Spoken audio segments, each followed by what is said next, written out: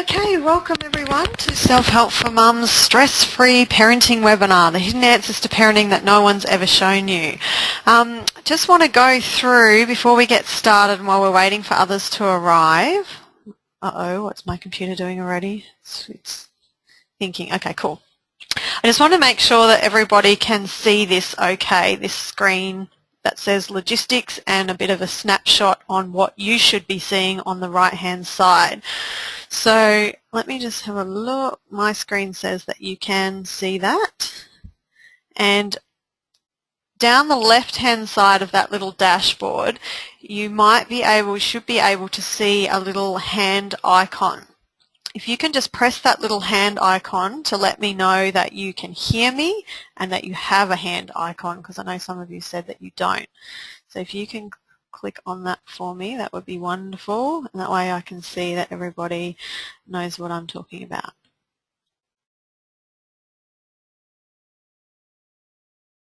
Excellent, so we're just pressing the hand icon.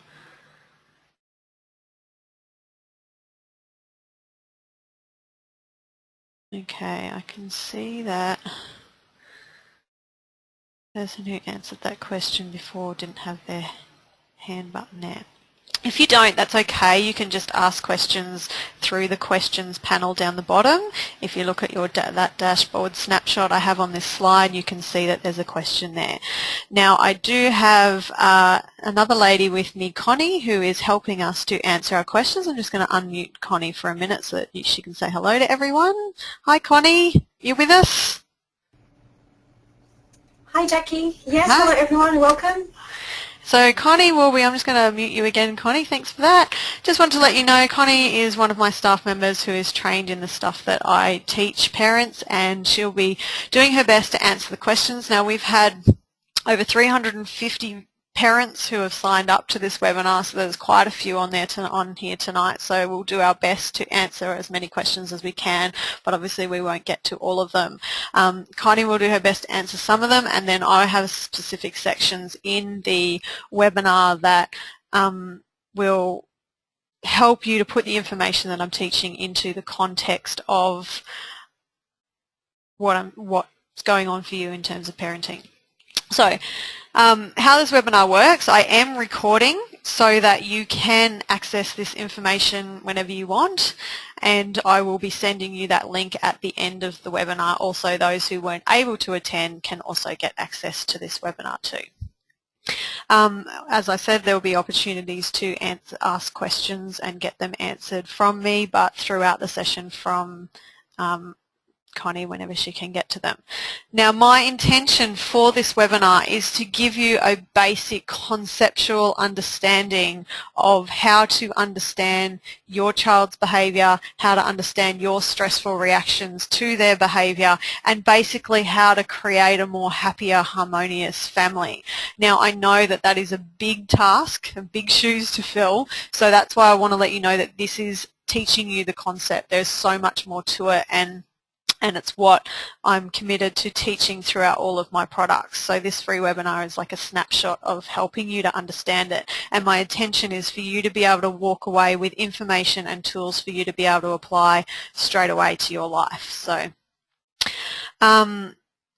first of all, before we get started, I just want to give you a bit of an understanding of what the Parental Stress Centre of Australia is. Some of you already know what Self-Help for Mums is. It's an organisation that I started about 7 years ago, and I've been building it up, teaching primarily mothers how to handle stress, depression, anxiety, those sorts of things. But last year we ran a 28-day Scream-Free Parenting Challenge where we had 4,500 parents sign up for learning how to cope with behaviour without getting angry, and I found that there were also a lot of dads that were needing this information as well. So over the last 12 months we've been slowly building what will be launched as the Parental Stress Centre of Australia, where we specifically help you to learn how to handle the stressful situations in your life and to be able to alleviate your parental stress.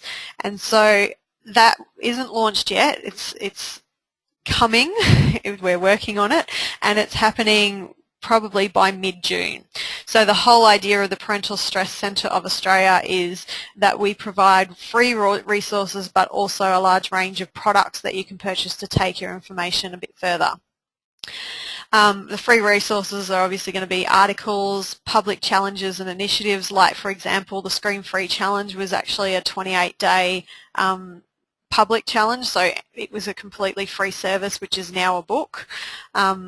Those of you who might be hearing me say 28-day Tame Your Temper Challenge, that is the Screen Free Challenge. We just ran into trademark issues with using the word screen free, so we had to change the title, so that's happening now. So that was a free initiative. Another initiative that's coming up with the launch of the Parental Stress Centre of Australia is an It's Okay to Play Day, and that's just a day to help parents remember to have some fun with their kids. I think we take life so seriously and we take parenting so seriously and we get caught up in all of the stressfulness of life that we sometimes forget to have play. So this is a public initiative that the Parental Stress Centre of Australia will be running in order to raise awareness to, you know, just lighten up and loosen up a bit for a day and do some deliberate things. So there'll be fun activities and some fun competitions and stuff to get involved in that initiative. So we do monthly Facebook speed coaching sessions now, so if you're not already a Facebook fan, jump onto Parental Stress Centre to log on to seeing daily quotes and stuff like that. We're sending weekly newsletters, live chats that I'll be running. So lots of free resources, but also books, seminars such as this, webinars such as this, seminars as in live in the flesh type of seminars, membership programs, ebooks, podcast packages, online programs. So we aim to be the go-to place for parental stress. So any topic at all, even if you have a topic and you want to influence what we talk about in the parental stress, send me an email at info@parentalstress.com.au because we'd love to hear from you and what topics you would like us to address. So that's a little bit about the Parental Stress Centre of Australia. Our intention is to teach parents and children self-confidence, self-trust, to eliminate harsh self-criticism, because I know that especially mums, they can be pretty hard on themselves, dads too of course, to be able to help parents to create calmer and happier families. With anything that we do, it is completely non-judgmental. Anyone who's had anything to do with my stuff will know that there's no judgment, there's no right way to parent, there's no parenting style that's better than another. We're all in the same boat. We're all flying blind. We're all learning how to deal with different ups and downs that happen in our life. So, you know, there is no judgment with anything that we do. That's why our motto is real support, real solutions, no judgment. So finally, our intention is to be able to help parents and children to be able to handle the life's ups and downs without stress, depression or anxiety. So this is something that we are really, really passionate about, and you'll see in all of our articles and all of the information that we present, whether it's free or whether it's something that you purchase, all of the information will have all of these same intentions behind it. Okay, so a little bit about me. My name's Jackie Hall. I should have introduced myself before. I'm a mother of two boys myself, Cody who's 8, Ryan's who's 6. That's a bit of an old photo. Those of you who's been on Facebook over the last couple of nights would know we're having a discussion about why mums are never in the photos and never having fun with their kids. So this is quite an old photo and I haven't had time to update. I'm the author of the Happy Mum Handbook and the 28-day Tame Your Temper Parenting Challenge that I was just talking about. I'm a parental life coach and of course the founder of Self-Help for Mums and the Parental Stress Centre of Australia.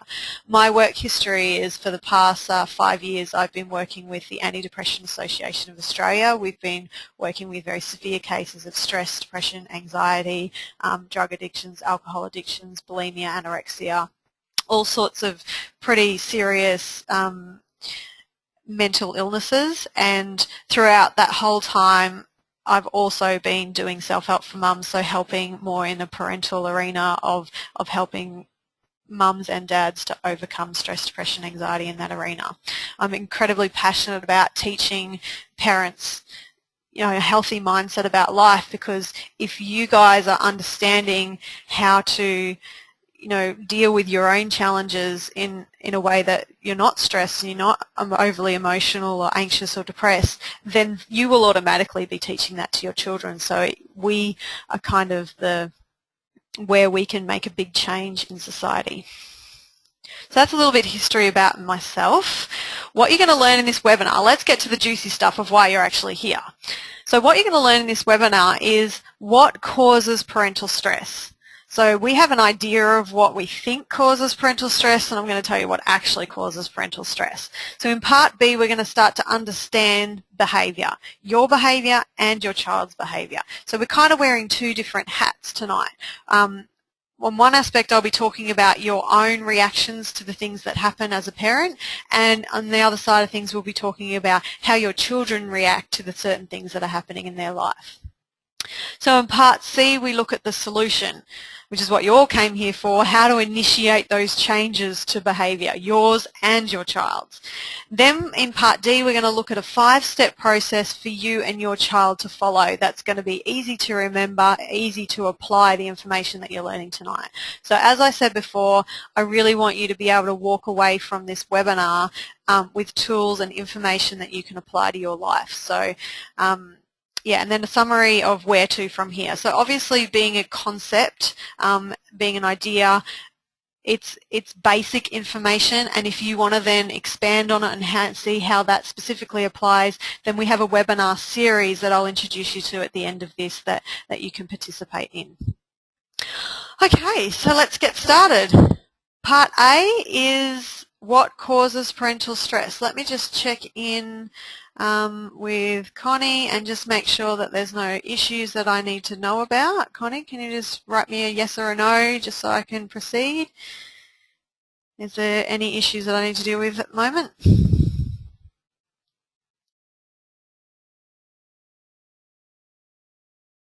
No, she's not answering me. Okay, well, I'll just proceed.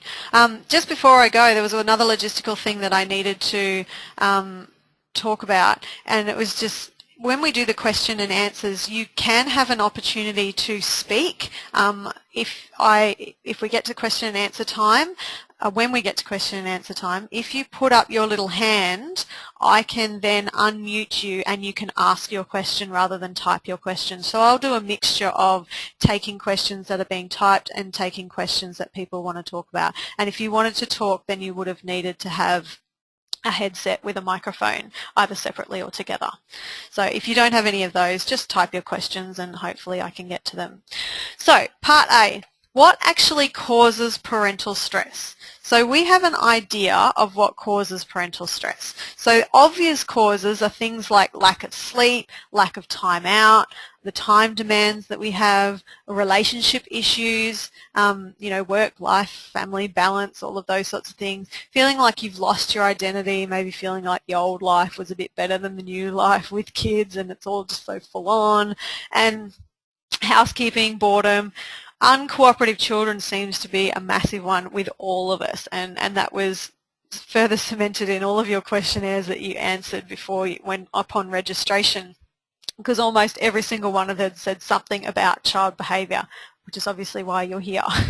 So we often think that these are the things that cause our parental stress. However, if it was actually these things, then wouldn't all parents feel stressed? Does every parent feel stressed when experiencing these events? And more so, do you always feel stressed when experiencing these events? So I spoke to a mum the other day who was saying that sometimes she can have lack of sleep and she can be completely fine, but other times she will find that she completely loses the plot.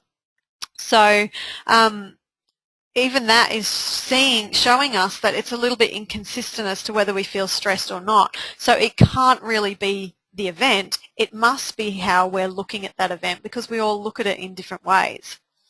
So there's 3 things you should really know about what causes any kind of stress. So the first point is understanding that all stress is caused by how we perceive our events, so how we're thinking about it, how we're viewing those events, and also what we perceive these events to mean about ourselves or our life. So when I'm looking at my child having a tantrum, it's not the tantrum that's causing me stress. It's what I'm thinking about that tantrum and what I'm thinking that tantrum means about my life. You know those conversations where you go, oh, I'm so over doing this, I'm so over having to deal with these tantrums over and over again. Why can't you just be quiet? I've just had enough of this. I've had enough of my life being like this. You know, that one little tantrum all of a sudden escalates into this meaning that your whole life is completely crappy. Ever had those conversations before? I know I have. And so the first point to understand about stress is that it's not the event. Because if it was the event, then that would mean that all parents would get stressed by tantrums. So it must be how we're perceiving that event, because we all perceive it in different ways, and what we're perceiving it to mean about ourselves or our lives. So we're rating these events through our perception, giving our life a rating of how we feel about it because of it. So that's point one. Point two is how we are perceiving our life causes us an emotional or physical response in the body. So when we're feeling anger, the anger is not coming from the event itself. It's coming from how we're thinking about that event. So then understanding that kind of helps us a little, because it then sort of makes us empowered to do something about it, because the reality is we can't change the behavior that we're experiencing sometimes, or life doesn't always go to plan, but we can change how we're thinking about it. And that's the core of what we teach at the Parental Stress Centre and Self-Help for Mums, is to be able to help you to change your perception of life when it's not going to plan, or when you're experiencing unwanted events, so that you can change that emotional or physical response in the body. So that emotional or physical response can be anything from anger, sadness, depression, shaking, shortness of breath, clenching of teeth, clenching of fists. Whatever's going on in your body, emotionally or physically, is caused first by how you think about what's going on at the moment. So here's an example.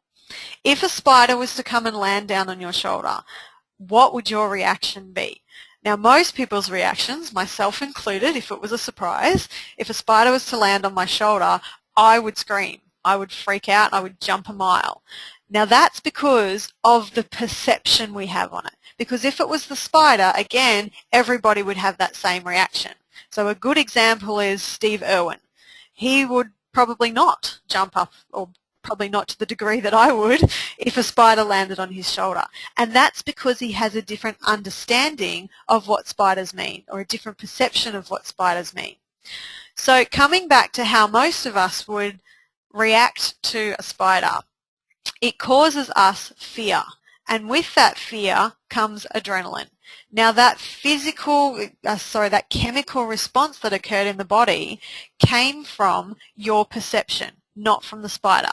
Because if it was a spider, then Steve Irwin would feel that adrenaline as well. So not everybody is feeling those same physical and emotional responses, because we all have different perceptions on what's happening in our lives.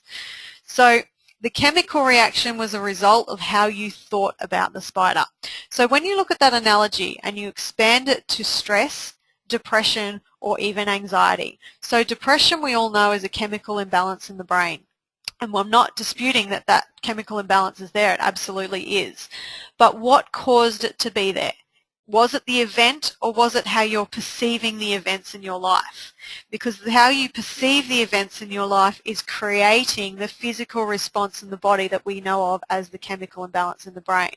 And what we've done at the Anti-Depression Association of Australia with the unique technique that we're teaching of how to change your thinking or your perception of life is that when you change how you think about life, you change your physical and emotional response to it.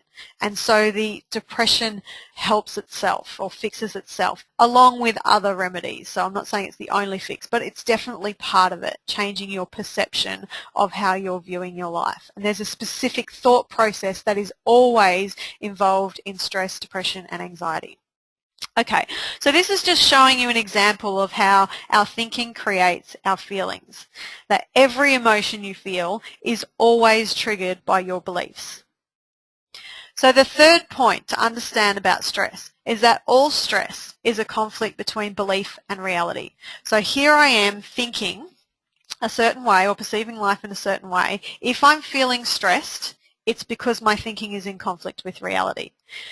Let's take, for example, you're trying to do the dishes and your child has just spilt stuff all over the floor. And you go, oh my God, why did you do that? I've had enough of you doing that sort of thing. Why do all I want to do is do the dishes? Why did you do that? You shouldn't have done that. You shouldn't have been so silly. You should have been sitting up there eating your breakfast like I told you to. Your thinking is in conflict with reality. The reality is they've done it. But your thinking is still back in the past where they shouldn't have. Your expectation, your perception of how life should have gone is in conflict with the reality of how life did go. So, and that creates, again, that physical response in the body. So all stress is a conflict between belief, what I'm thinking, and reality, what is actually occurring, or a correct understanding of what is occurring. So, for example, a situation may be happening and you're thinking that, let's say that you set a goal to achieve something and it's all you ever wanted in your life and you didn't get it. Your thinking then becomes, well, my life is worthless, either worthless or worth less. That thinking is in conflict with the reality of the true value of your life.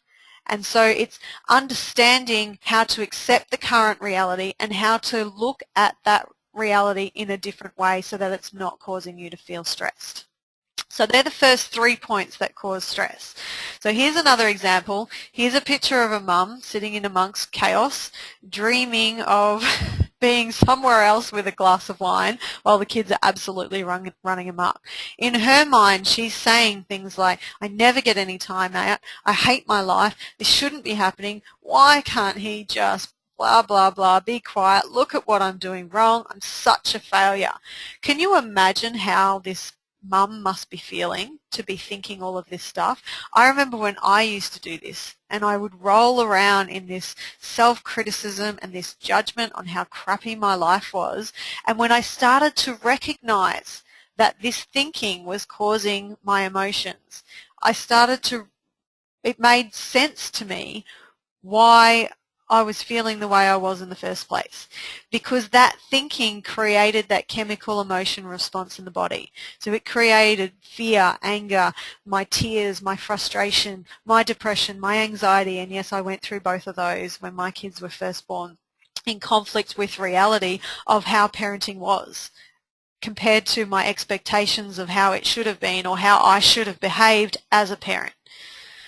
So it was needing to re-educate myself on a different way to expect life to unfold and to improve my own self-worth and my self-confidence, which is why I now do what I do, because having learnt that for myself, I now want to share it with as many parents as possible so that you don't have to go through what I did.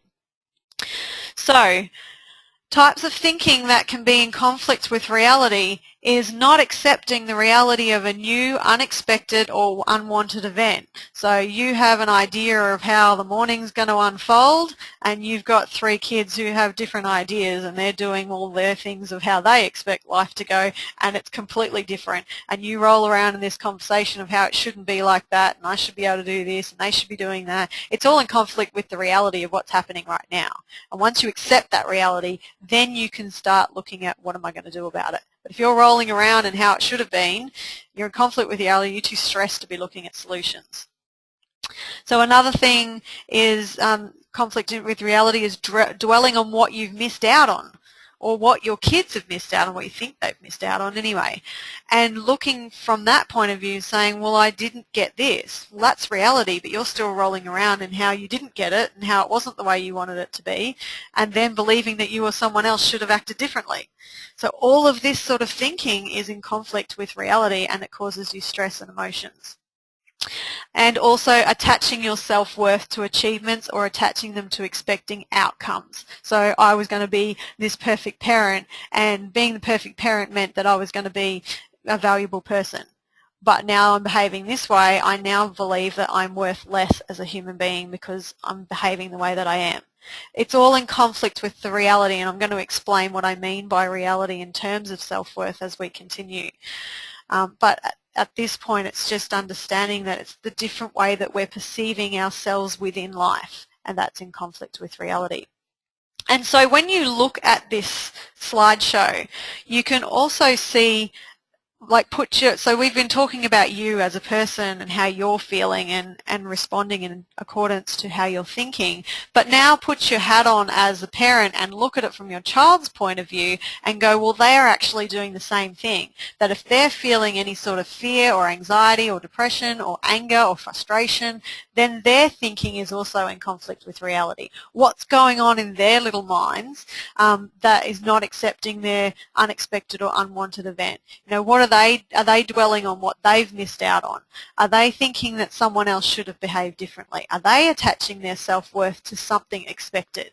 So this is all the conflict with reality that we need to get an understanding of with our kids so that we can help them and guide them through what they're experiencing and help them to learn life lessons, learn the realities of life. But if we're rolling around in our, conflict with reality, then it's really difficult to get out of the world of us and get into the world of them. So there's two aspects of it. There's applying this information to your life and then also being able to apply it to your child's life as well. Okay, so here's another example. Mum gets out of bed as Dad's leaving. Dad thinks, okay, well, she's, because usually, okay, the scenario is, and this happened to me, that's why I know the scenario is Mum's usually able to get out of bed, have a shower, wake up for the day before Dad leaves. Now, this particular night, Dad had decided that Mum could sleep in because she'd been up a couple of times with the kids, and he thought, oh, she needs her extra sleep. I'll just wake her up when I'm about to leave, not knowing how much she values those showers. And so he goes, hey babe, get up, I'm leaving. She's now waking up with the belief, I should be able to have a shower. That's the expectation she had. And she's in conflict with reality, which is causing her the reaction. So it's not the event of getting up and having to deal with the cranky kids as the husband leaves. It's not that that's causing her stress, because remember, everybody would have that same reaction if it was the event. But it's how she is thinking about that event, that she's in conflict with the reality that I should be able to have a shower. Okay, so that's a little bit of an understanding on what actually causes your stress. So now we're going to move on. Let me just check not question and answer time, but I just want to check in with Connie for a second and just see. I like to check at the end of each part just to make sure there's anything that I need to address. So Connie, you just want to let me know what I need to address, if there's anything that I need to address specifically before we move on to part B, understanding behaviour, yours and your child's. Okay, good. All right, so let's continue. Understanding behaviour. Okay, so a bit of a recap on what we've talked about with stress. It's not the event, it's how you've perceived that event, how you've thought about it, and what you've perceived that event to mean about you or your life or your life's worth. So what rating you've given your life because of that event is what causes stress. And secondly, the physical feeling of stress you feel in your body is a direct result of your thinking. And thirdly, all stress or any negative emotions that we feel is because of a conflict between belief and reality. So knowing those three things about stress, I'm now going to show you in a diagram the understanding of yours and your child's behaviour. Now, this is the secret to parenting that no one's really teaching. It's skirting around it. There's like parenting industries are skirting around it, but it's not specifically educating parents on this understanding of child behaviour and your behaviour. So this is a process that all human beings follow. So we experience an event, and that event gets experienced with the 5 senses. So what we see, what we hear, what we touch, what we taste, what we smell. And that sends information to our brain, where the brain goes into an evaluation process. So it looks at that situation, or hears or sees or touches or tastes or whatever senses it's received the information from. And it says, what is this? Have I ever seen this before, or do I need new information? If I don't need new information, I have seen it before, what reference point or what opinions do I have? So what it does then, it starts to, it's almost like a computer search engine. You type in the data and it looks for something you can link it to. So put it, I guess the analogy is like a Google search engine. If you were to put in the name, it would come up with everything that's relevant to that. So what your brain does is it then associates that event with what else you think about it. All your past experiences, your memories, your knowledge, your beliefs, your morals, your ethics, all of those sorts of things. And it sorts through all of that information in like a nanosecond. And it picks out the information that holds the highest importance in that moment, the highest relevance and the highest importance in that moment. And how it assigns its importance is with the concept of, is it pleasure or is it pain? And what should I do about it? It is a human instinct to seek pleasure and avoid pain. Most of us know that already. But what we need to do is understand that this evaluation process then creates a response. Whatever information has been accessed by the brain in that moment, maybe not in the next moment, it might be different information that gets accessed because a new experience has happened between then and now. But in that moment, there has been specific information that has been accessed by the brain, and that will determine a response. So the first response might be, and this isn't in any particular order, the bodily sensations that we were talking about before, the excitement or the anger or the tension in the body, the clenched teeth or fists, fear, general emotion or general feeling in the body. And also the reaction. What do I do about this situation to reinstate my pleasure and avoid pain? So that reaction that we have from our response to how we thought about the situation will be in the pursuit of regaining pleasure that I feel like I've lost or avoiding pain. Now, when we look at behavior, let's look at your child's behavior, for example. When we talk about traditional child management or child behavior management, most of the time they're looking at how to stop the behavior and stop or change the bodily sensations, i.e. the emotions.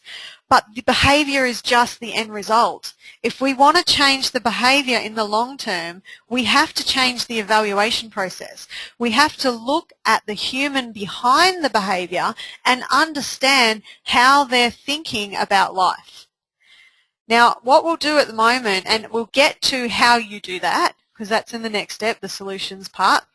But at the moment, I just want to switch over to ask a few questions so we can put this diagram in the context of parenting and some of the issues that you are going through at the moment.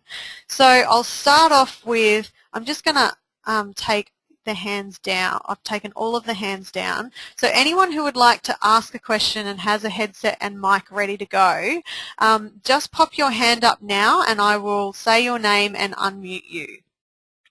So I'm just searching now for anyone who has their hand up.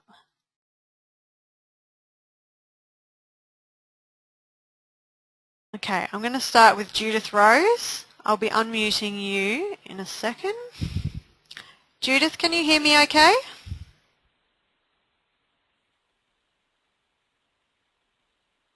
No, Judith can't hear me. I'm going to unmute her and I'm going to go to Claudia English. Can you hear me, Claudia?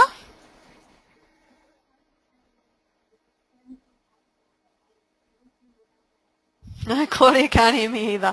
Let's go to Carmel Isaacs. Carmel, can you hear me? Nobody can hear me. Okay, let's switch over to some questions that I might get asked.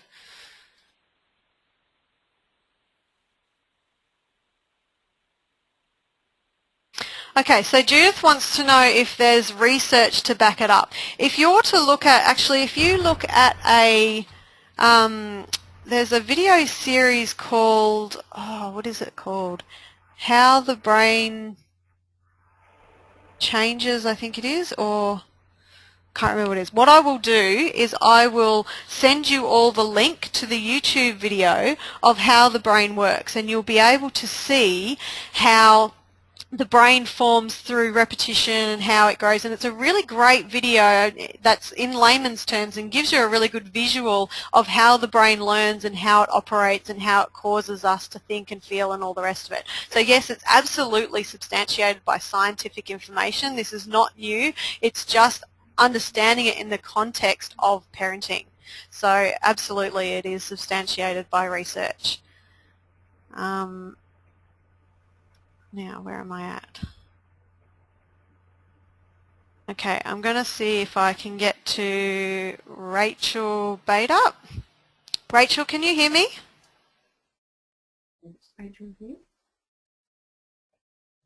Rachel, I can hear you. Can you hear me?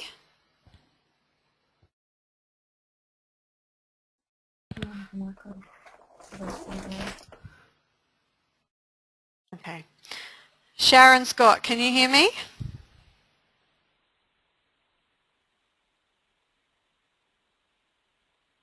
Okay, at this moment we'll just go to questions. Okay, so if you have a question, just type in the question box and I'll see if I can answer them. So I really want to try and put this into the context of what we've been talking about.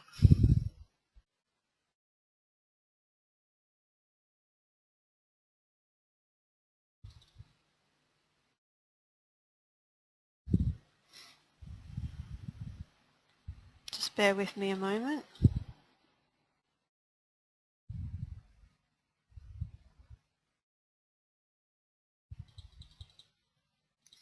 Okay, I think I'm reading one here. Example.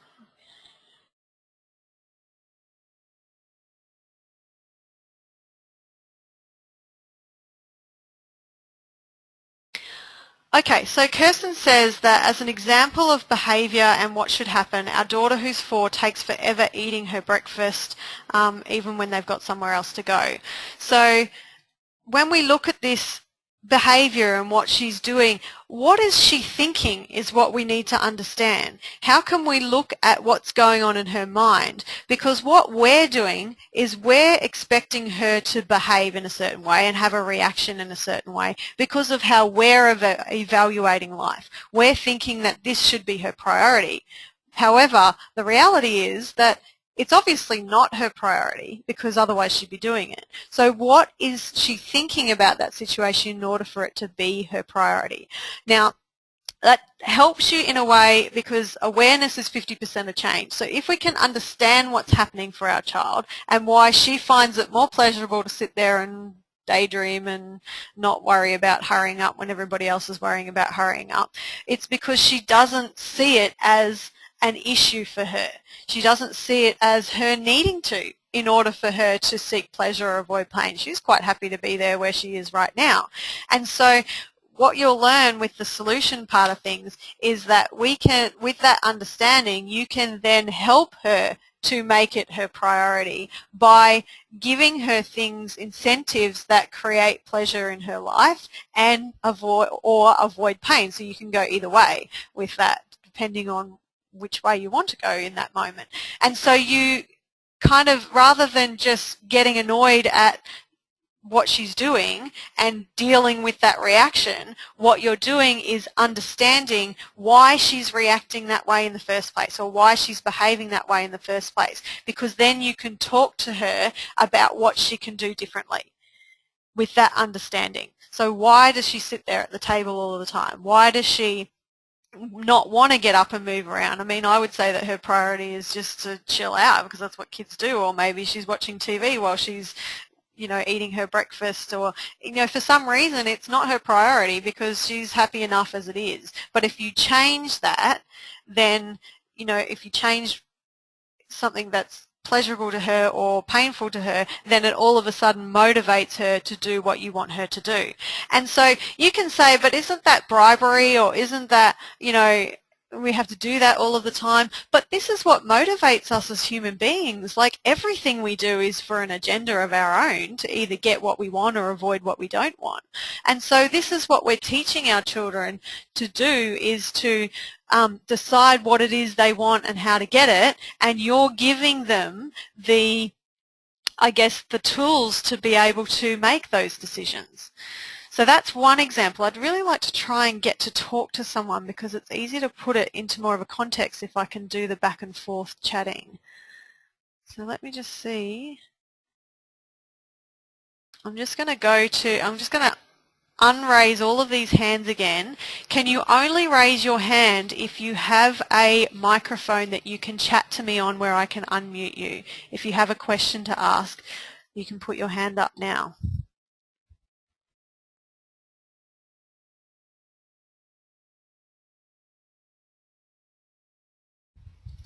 Okay, so I think I have a question from Rob. Rob, can you hear me okay? Why is it that nobody can hear me tonight? See, sometimes even this doesn't go to plan either. Kirsten, can you hear me okay? Yes, Jackie, I can. Yay! I finally have some luck. How are you, Kirsten? I'm not too bad, thanks. Okay, so what's your question?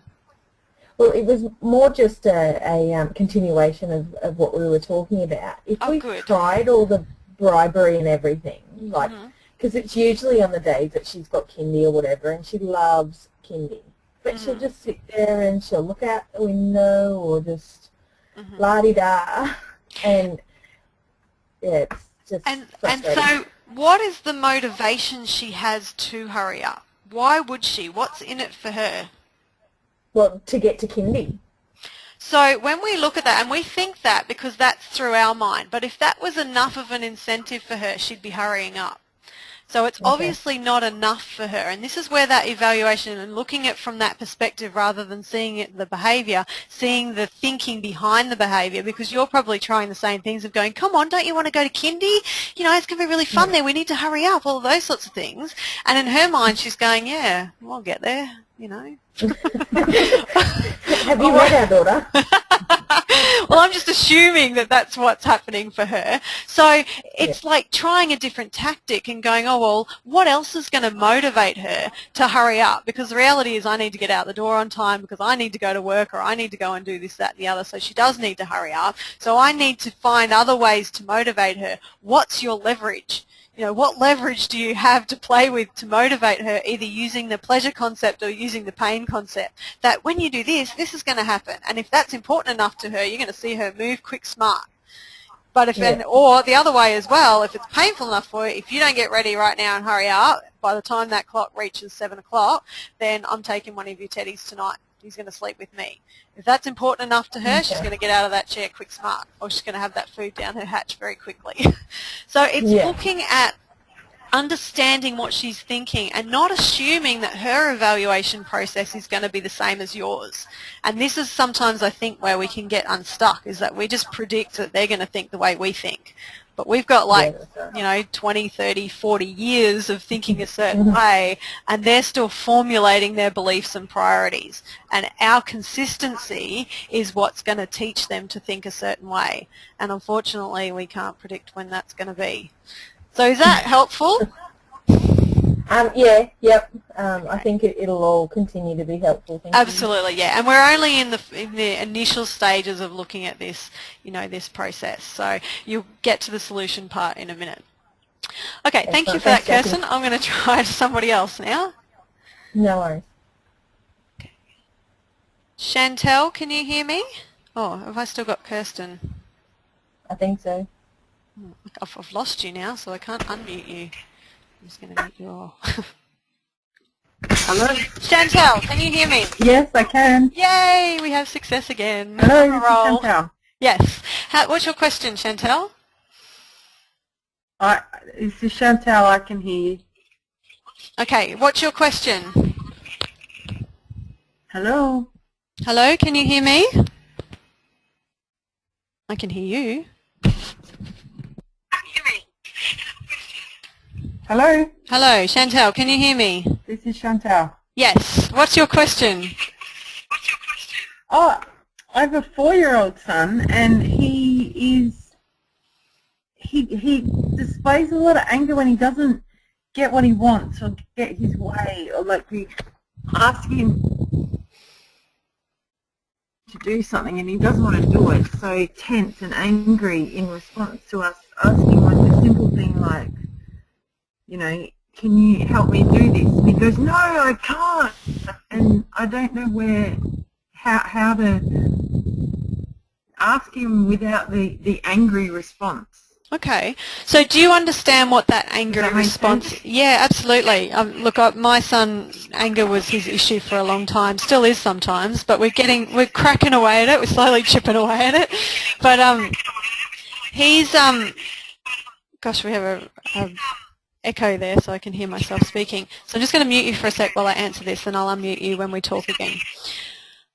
So when you're looking at anger, now with any sort of emotions which I go into with my webinar series is understanding that there's specific thinking that underlies each emotion. And when you're talking about anger, anger is where we have a picture of how something is going to go, or we think is supposed to go that way. And when we're experiencing something different, that's the conflict with reality. And so what you need to do is get an understanding of what's happening for him. Like, what does he think you mean when you're saying, can you help me with this? Like, what is that conversation that's going on in his mind of why he thinks that's so wrong? You know, why does he find that so painful in order for him to experience that anger within him? Because that's going to be really important information of how he's perceiving that situation in order for you to be able to understand it, change it, in order to change the reaction. So do you have any idea of what that might be? The only thing I can think of is he started kindy this year, and the anger sort of went hand in hand with that. So it's like everyday things. Can you brush your teeth? Mm-hmm. I'm doing something, Mummy. And I go, okay, that's all right. Finish what you're doing, then we'll go and brush your teeth. Yep. And then what does he... 1, 2, and you're like, okay, but we know we need to brush our teeth. Like, you go through the different, he knows he needs to brush his teeth, and he knows eventually he's going to brush them. I just don't understand and it's come hand in hand with kindy. Yeah. And is he learning it from kindy? Yeah, well, it might even just be that he might even just be that he's learning that he can have an opinion. And so I think, you know, remembering that all stress, and including emotions like anger is all about power. It's trying to reinstate power. So when you're talking about a 4-year-old, like I said, he's learning that he can have an opinion. He's learning to try and assert his power. In this moment, he's in conflict with the reality that you have to brush your teeth every day. And, you know, a good example of this was my son a year ago or so. He wanted Nutri-Grain for breakfast and there was none there. He threw himself on the floor and he went, oh, I want a Nutri-Grain, rah, rah. And I said, right, reality is there's no Nutri-Grain. And sooner or later you're going to have to accept that reality and decide what you want for breakfast. So when you're ready to do that, you let me know, and I let him go. So it's getting him to accept the reality of what's actually happening. Reality is we need to brush our teeth and we need to do it right now. And then using that traditional behaviour management stuff to reinforce that lesson. So if you don't do that, then, you know, time out, or if you don't do that, I'm going to take this, or if you do that, I'll give you this. You know, those sorts of things, the motivators versus the consequences and all those sorts of stuff. But if you can get to first, before you get to that point, understanding what's going on in his little mind of his, why is he getting so stressed out with those little things? You know, is there something that he thinks it means about him? Well, it worries me.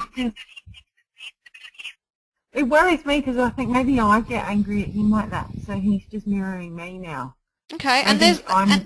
sorry. Because I find, you know, I'll ask him to do something, he won't do it. And, sorry. No, and so I'll ask him again, he'll just ignore me, and I'll ask him again, and he'll turn around really angry and go, no, I'm not, and then I get angry. I'm like, you have to, and I think maybe is he just mirroring me? Is that why that's why I'm here.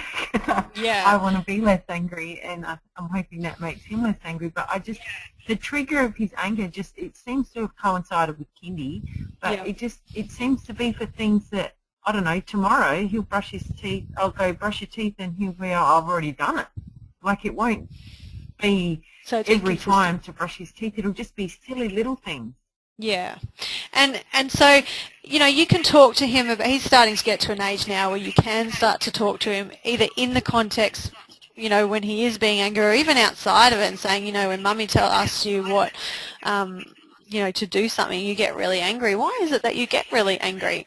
And, you know, he might be able to give you that insight. You know, if anyone's ever seen the Super Nanny episodes, she kind of follows this process. She's just not educating parents on how to do it. She's educating parents on the child behaviour management side of things, but you'll notice that she'll go into the child and she'll go, what happens when this happens? You know, how do you feel about that? What's going on for you? What are you thinking? She'll be getting their perception of that situation. So she's looking at that evaluation process behind the behaviour in order to be able to know what to do.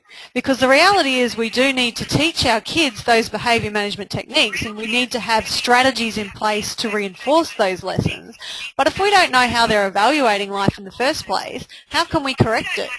Because half the time we're evaluating it through our lens. We're not understanding it through their lens. Does that make sense? It does. So how, I mean, a 4-year-old, like you said, you could talk to. I've got a 2-year-old that mirrors his 4-year-old. What do you do with a 2-year-old? You can't sit down and, he's just 2. Yeah. He will then do the same thing and growl at me like a dinosaur. And I think I get that you can talk to a 4-year-old.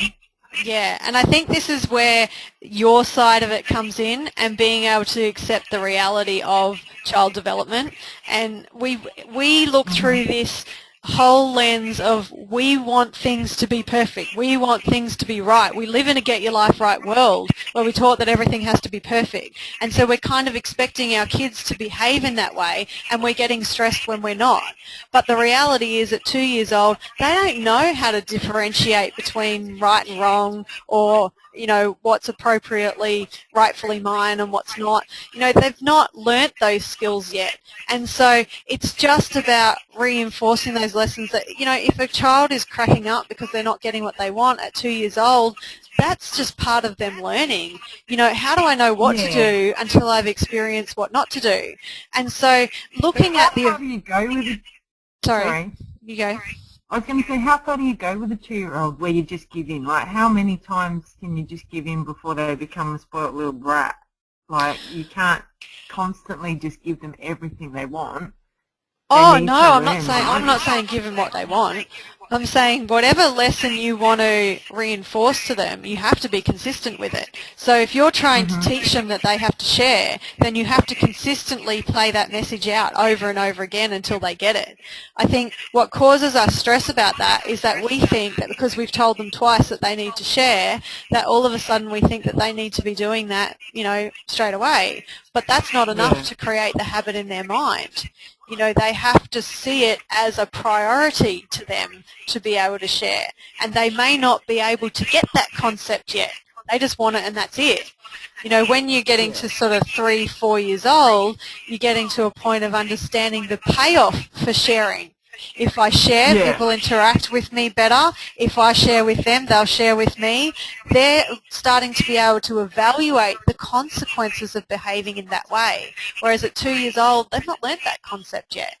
And so this is where our evaluation system is in conflict with reality and thus causes our reactions. So does that help? Yeah. It does, thank you. Yeah. No worries. So I'll take one more and then we'll keep going. So we've got Sophie Barrick. Sophie, can you hear me? Me? Yes, Sophie. Yes. Can you hear me, Sophie? Oh, I think she's just gone, no, not me. Okay, we've got Kylie Noakes. Can you hear me, Kylie? Yes. Yay. Do you have a question? Oh, I didn't think you could hear me. You've got your hand up. Sorry. I was just wondering more like with a change in the evaluation process, but how do we do that like for ourselves as well? Like today I had a really bad day, and I know in my head that it was mainly me being stressed.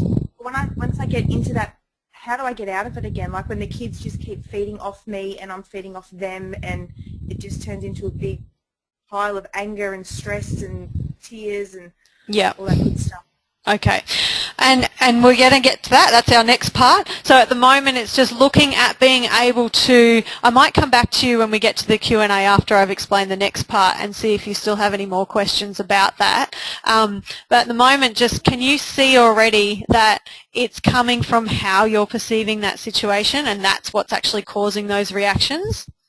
Yes, since you started this, I can see it. But it's just once you're in that mindset, if there's a way to like step out of it, because yeah, and the first part of it is evaluating it. Now I know that anger has always been an issue for me ever since I started to have kids. I never knew myself to be so angry as what I was when I had kids, and now it's kind of moved into impatience. But so it's something that I'm still working on. I apply this information to myself every day. So this is definitely not a perfect parent here teaching this information, because none of us are perfect.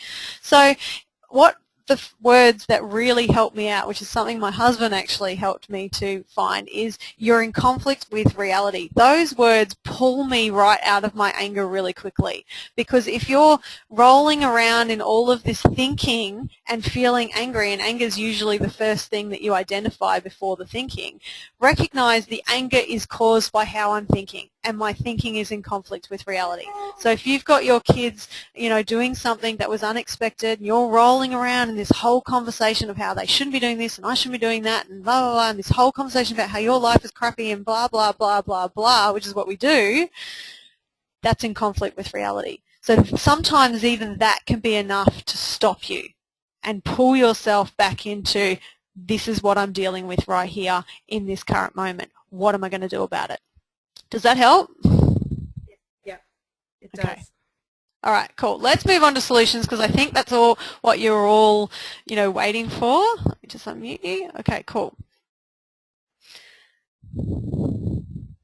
All right, part C, the solution. How to initiate change in behaviour. Now, I want to re-clarify again that obviously all of these topics, there's so much that needs to go into understanding that evaluation process and different ways of extracting this information, and different ways for different types of children and different behaviorals and all of that sort of stuff. So what I'm teaching here tonight is a very basic concept of understanding. So you can go away and start to be a little bit more solution focused about looking at that evaluation process. So you get into this kind of investigative mode, or a curious mode as to what might be happening in their mind for them to be behaving that way. Even that alone, being able to do that, takes you a step out of your reaction to it, because now you're observing their behavior rather than reacting to it, because you're starting to look for reasons why it's happening that way. Okay, so we're looking at that evaluation process again. So now there's two parts to this solution. The first part is understanding their behaviour. So the first questions I need to ask is, how are you or your child perceiving life in this current moment? So remember, from moment to moment you could be perceiving the situation slightly differently, and as we've discovered, something that might cause you stress may not cause your child stress, or something that causes your child stress may not cause you stress. So we've got to step out of the world of you and step into the world of your child and help them try to see how they might be perceiving life in that moment. Or if you're feeling stressed, what's going on in your mind? How is their behaviour benefiting them? So looking at that pursuit of pleasure and avoidance of pain. So for example, a mum was talking to me today about her child. Her 3-year-old is going through a situation where he just cracks it whenever he doesn't get his own way, and he doesn't always do it. And I said to her, do you ever give in? And she said, well, sometimes I do, because he's been crying since he was born. So when I'm tired or I have a headache and he goes into his scream mode, I just go, oh my God, just give it to him because I just can't handle this today. He's learnt that if he ups the ante enough, then he's going to get what he wants. So that is him having that pursuit of pleasure, because in his reference point, so if you look over here at this evaluation process and what the brain is doing when it's looking with those senses or experiencing with those senses, it's saying, what is it? Have I seen it before? And he's going, yeah, I can link that with that event where I cracked it and she gave in because she's got a headache, and I can see she's got a headache and I link that to that and I'm going to do it. And it's not a conscious thing, because our brain's very smart, obviously, and we're not always consciously doing these things. In fact, most of our habits, or all of our habits, actually reside in the subconscious, because it happens over and over again that it then becomes unconscious that we're thinking about it. Similar to driving a car, that half the time we don't even think about it. We get to our destination and go, how the hell did we do that? Because we're not consciously doing it. So a lot of this behavior that we're experiencing isn't even conscious consideration. It's just the brain doing what it does in the background and referencing the experiences that it's had in the past and aligning it with the experience that it's having now. But all behavior, yours, your child's, your husband's, your friends, all behavior is motivated by this pursuit of pleasure and avoidance of pain. So if you can understand what their payoff is for behaving that way, then that also gives you a lot of information to be able to do something with it, either teach them what they need to know, reinforce reality lessons based on child behavior management techniques, or whatever you need to do. So firstly, how are they perceiving it? How is their behavior benefiting them or you? So if you're getting angry yourself, it's benefiting you because you're trying to regain power. As I said, anger is all about power. So I'm trying to reinstate the power that I think that I lost. So that is in conflict with reality, that you didn't actually lose power to begin with. You just experienced a situation that needs handling. That's it. But that was how you perceive that situation, that moment, to cause you that anger. And then how is this thinking in conflict with reality? So these are the 3 steps to be able to understand the behavior. Then we move into changing the evaluation process, because remember that the behavior and the emotions are the end result. If you change the evaluation process, how they're thinking about their life, then you will automatically change the behavior. Now, when I say that, I'm not talking about if you tell them one time, that means they're going to change their behavior. We don't know when they're going to take on those lessons, but we need to keep installing them until they do. So it's about consistently applying these messages over and over again. So we need to firstly accept the current reality just as it is. So teaching your child to accept the realities of life, like I said with my son Ryan, reality is there's no Nutri-Grain. So sooner or later you're going to have to decide what it is. Reality is if you don't eat your dinner, then you're going to go to bed at 7 o'clock, because I'm done watching you, stuff around with your dinner for the last 20 minutes. Now I'm going to say, if you don't finish your dinner in 10 minutes, you go to bed. So you choose what you want to do. So what we're doing is helping them to understand the realities of cause and effect. So rather than say, this is right and this is what you have to do, and this is wrong and you're not allowed to do that, we need to give them choices and help them to understand that there's cause and effect, because these are life skills that they need. They need to be able to differentiate what they're going to do and what the consequence of that is. And we want them to have those life skills and be able to, negotiate that for themselves. Secondly, giving them new information. Why should they behave differently? Now we're kind of moving into, 4 years old plus, where we can kind of give them that knowledge of why they need to behave differently. We need to brush our teeth because if you don't, they're all going to fall out and they're going to go rotten, they're going to go black. So that kind of gives them motivation to brush their teeth because they don't want that to happen to them. And teaching them how to behave. So if they're experiencing anger, I get that you're feeling anger. I feel anger too sometimes. This is how we handle it. Grab a cushion, put it in the corner and go, if I'm feeling frustrated, let's go over there and bash it out on the cushion, and then we'll just move on with our day because it's okay to feel that way. Teaching them how to handle these ups and downs, and you can look at your own life and go, you know what, I feel like they feel sometimes. I think like they think sometimes, because we're all inherently the same. We all try to get life right and get life to go our way, and we feel disappointed or sad or emotional sometimes because of the same thinking process involved in what creates those emotions. So if you can identify yourself in your child's behavior, then you can acknowledge that with them and teach them how to behave differently, which is the importance of why you need to learn it for yourself as well, because if you can't apply it to yourself, how are you going to expect your children to behave differently, and how are you going to teach them?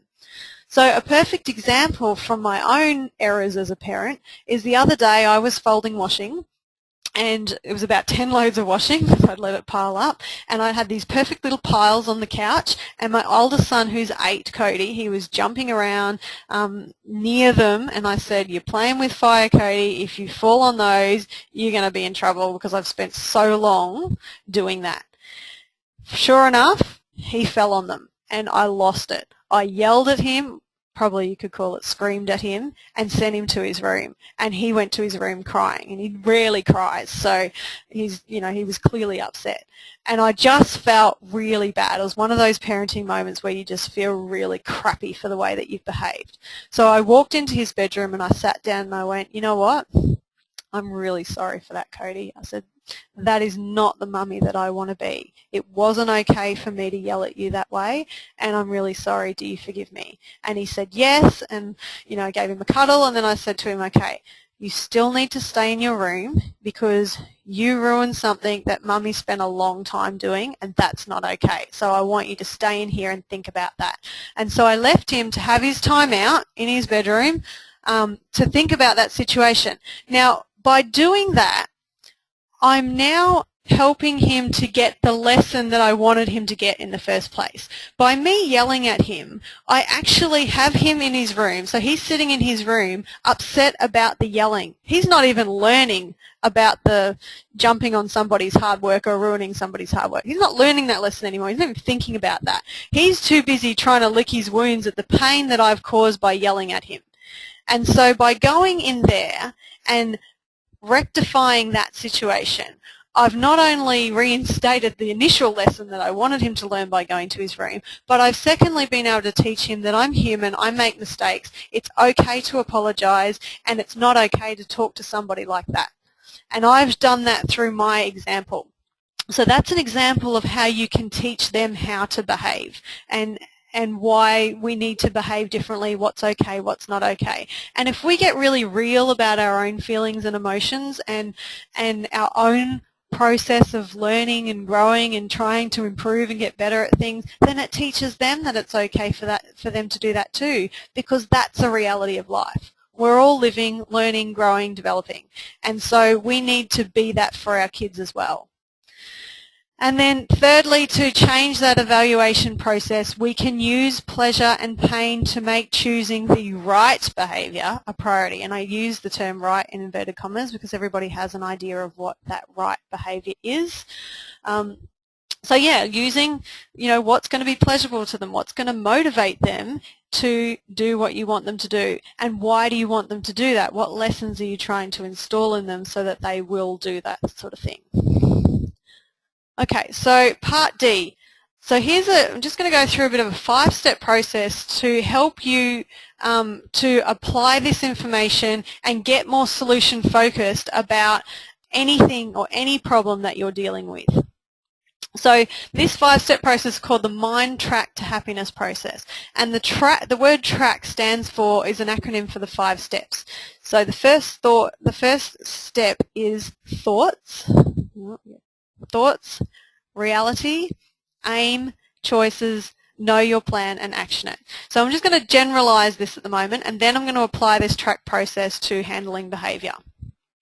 So it's almost like climbing a ladder. If you look at the bottom of this ladder, that's where your stressful feelings and emotions lie. In order to move out of that feeling that, we first need to acknowledge our thoughts. What am I thinking? And each step is kind of you climbing out of that hole of what you're feeling at the moment. So the first step is thoughts. So when we look back at this example, you need to become aware of your thinking that I was expecting that I should be able to have a shower. So what am I thinking in order to cause my reaction? What are they thinking to cause their reaction? And how is mine or their thinking in conflict with reality? Either the reality of the situation or the reality of life in general. Step 2, which is the absolute foundation for change, which is what we expand upon with all of our products at Self-Help for Mums and Parental Stress Centre, is being able to teach parents how to accept the realities of life, how to accept those little day-to-day occurrences, the big occurrences that happen that are unwanted, all of those sorts of things. So there's different ways of looking at reality. And the first part is obviously looking at the reality of the situation. Whatever is happening right now is your reality. If you thought you were going to have a shower and you don't have one because you can't, that's your current reality. Any conversation that enters into what you should have done and how it didn't happen that way and how you've missed out on this, how it should have been different and how this now reflects on your life, stop. It's in conflict with reality. The reality is this is what's happening and this is what you need to deal with in this current moment. You don't have to like your reality, but we do need to accept it. So the second part is being able to, so we sort of expand a little bit now and we go, okay, well, let's look at the reality of being a parent. The reality of being a parent is different from our old life. Now, our evaluation process on life is often stuck in an old place that doesn't exist anymore. We can't just sit down whenever we want and watch TV uninterrupted most of the time. We can't just, decide that we're just not going to cook anything, 3 days in a row. We can, but it's not aligned with our priority to give our kids a healthy life. So it's just different, and sometimes as we go into being a parent, we've not actually deliberately changed that reference point to current reality. We're still stuck in the old way and thinking that that's the right way or that's the better way or that's the way it should be, but the reality is it's not. So we need to look at those realities of being a parent and align with what's happening in this current moment. What you're experiencing as a parent is not better or worse than your old life. It's just different. That's it. You had a phase of your life where X, Y, and Z was able to be done in X, Y, and Z amount of time. And the reality is now it's changed. It's different. And you're just having a different experience. Secondly, understanding, as we were talking about before with the 2-year-old, that kids learn through repetition and consistency. You can't put a time on when those lessons are going to become habit. It's going to come with maturity. It's going to become with consistent and repetitive exposure to those same lessons and those same opportunities for them to get those lessons and habits. And it's not going to be done because you think it should be. And if you think that they should learn a lesson by a specific time, then you're in conflict with the reality of how the brain functions, because you don't get to decide that. And I know that's tough and frustrating, but it's a reality that we need to accept. So then we need to look at the reality of life in general. Life doesn't always go to plan. Sometimes I set an aim to do something and it doesn't happen that way. I might want to do the dishes, it doesn't happen. I might want my child to behave that way. They've got different ideas because they're human beings with their own beliefs and understandings of life and their own priorities. So we need to get back to this understanding that if you're experiencing an unwanted event, it doesn't mean your whole life is crappy. It's just part of ups and downs. That if your life is crappy when experiencing a down in your life, then that must mean that everybody's life is crap, because everybody experiences those ups and downs. But that's not often how we feel. So we need to start to accept that reality that life doesn't always go to plan, and if it doesn't go to plan, it doesn't mean anything about my whole life. It's just one of those things. And it's an opportunity for us to learn and to do something different or learn something different. You know, how often have you experienced a situation that was really crappy, and then 6 months down the track you look back and you go, you know what, that's exactly what I needed to make me learn this, or to push me out of my comfort zone, and now I feel really good about myself because I was able to learn X, Y, and Z. You know, we need to find the value in our unwanted events, find the hidden good in the bad. What am I getting? What am I learning? Even though I didn't get what I wanted, what am I getting? What am I learning? How did this unwanted event lead to something else? How come, like, if I'm experiencing this event, this great event, it happened because of this unwanted event? You know, all of the events in our lives are linked. That we can't experience the good without the bad. We can't experience the bad without the good. So it's looking at life through that way and through that bigger picture of going, well, you know what, this little moment in time, it doesn't define my whole life. It's just an event. It's just something that happens. In the parenting arena, there's ups and downs all the time. But we don't look at that a lot of the time. A lot of the time we're looking at how wrong it is or how bad it is all the time, and we're not putting that in the context of all the great stuff that happens too. You know, how healthy they are, how funny they are sometimes, and the little things that they say, and the times that we do have fun. That time we went to the beach and we had a ball, and, you know, when we all get together, or, you know, those little cuddly times when they first wake up in the morning and you snuggle up to them, and, you know, just that is part of the parenting too, and that is part of your life. But when we look in the direction of something unwanted, we find more evidence of more things that prove that point. So if I'm looking at all the things that I'm missing out on, guess what I'm going to find? More evidence of what I'm missing out on. You know, I don't have this, I'm not getting this, look at that, oh, I don't have that either. And then they'll do something and you go, oh, well, see, there's more evidence that I don't get to sit down. So when you look for that, what you put your attention on expands. So we need to come back into the reality of life that everything is valuable and there's lessons to learn, there's opportunities to grow in all of these situations. If you're experiencing an unwanted event with your child, it's just an opportunity for you and them to learn something different. If I don't know how to handle behaviour, I learn. You know, I seek out information and I just apply it, and it helps me to know more about parenting, know more about life. Reality of life is understanding other people's priorities, so it's getting back to looking at that evaluation process that lies behind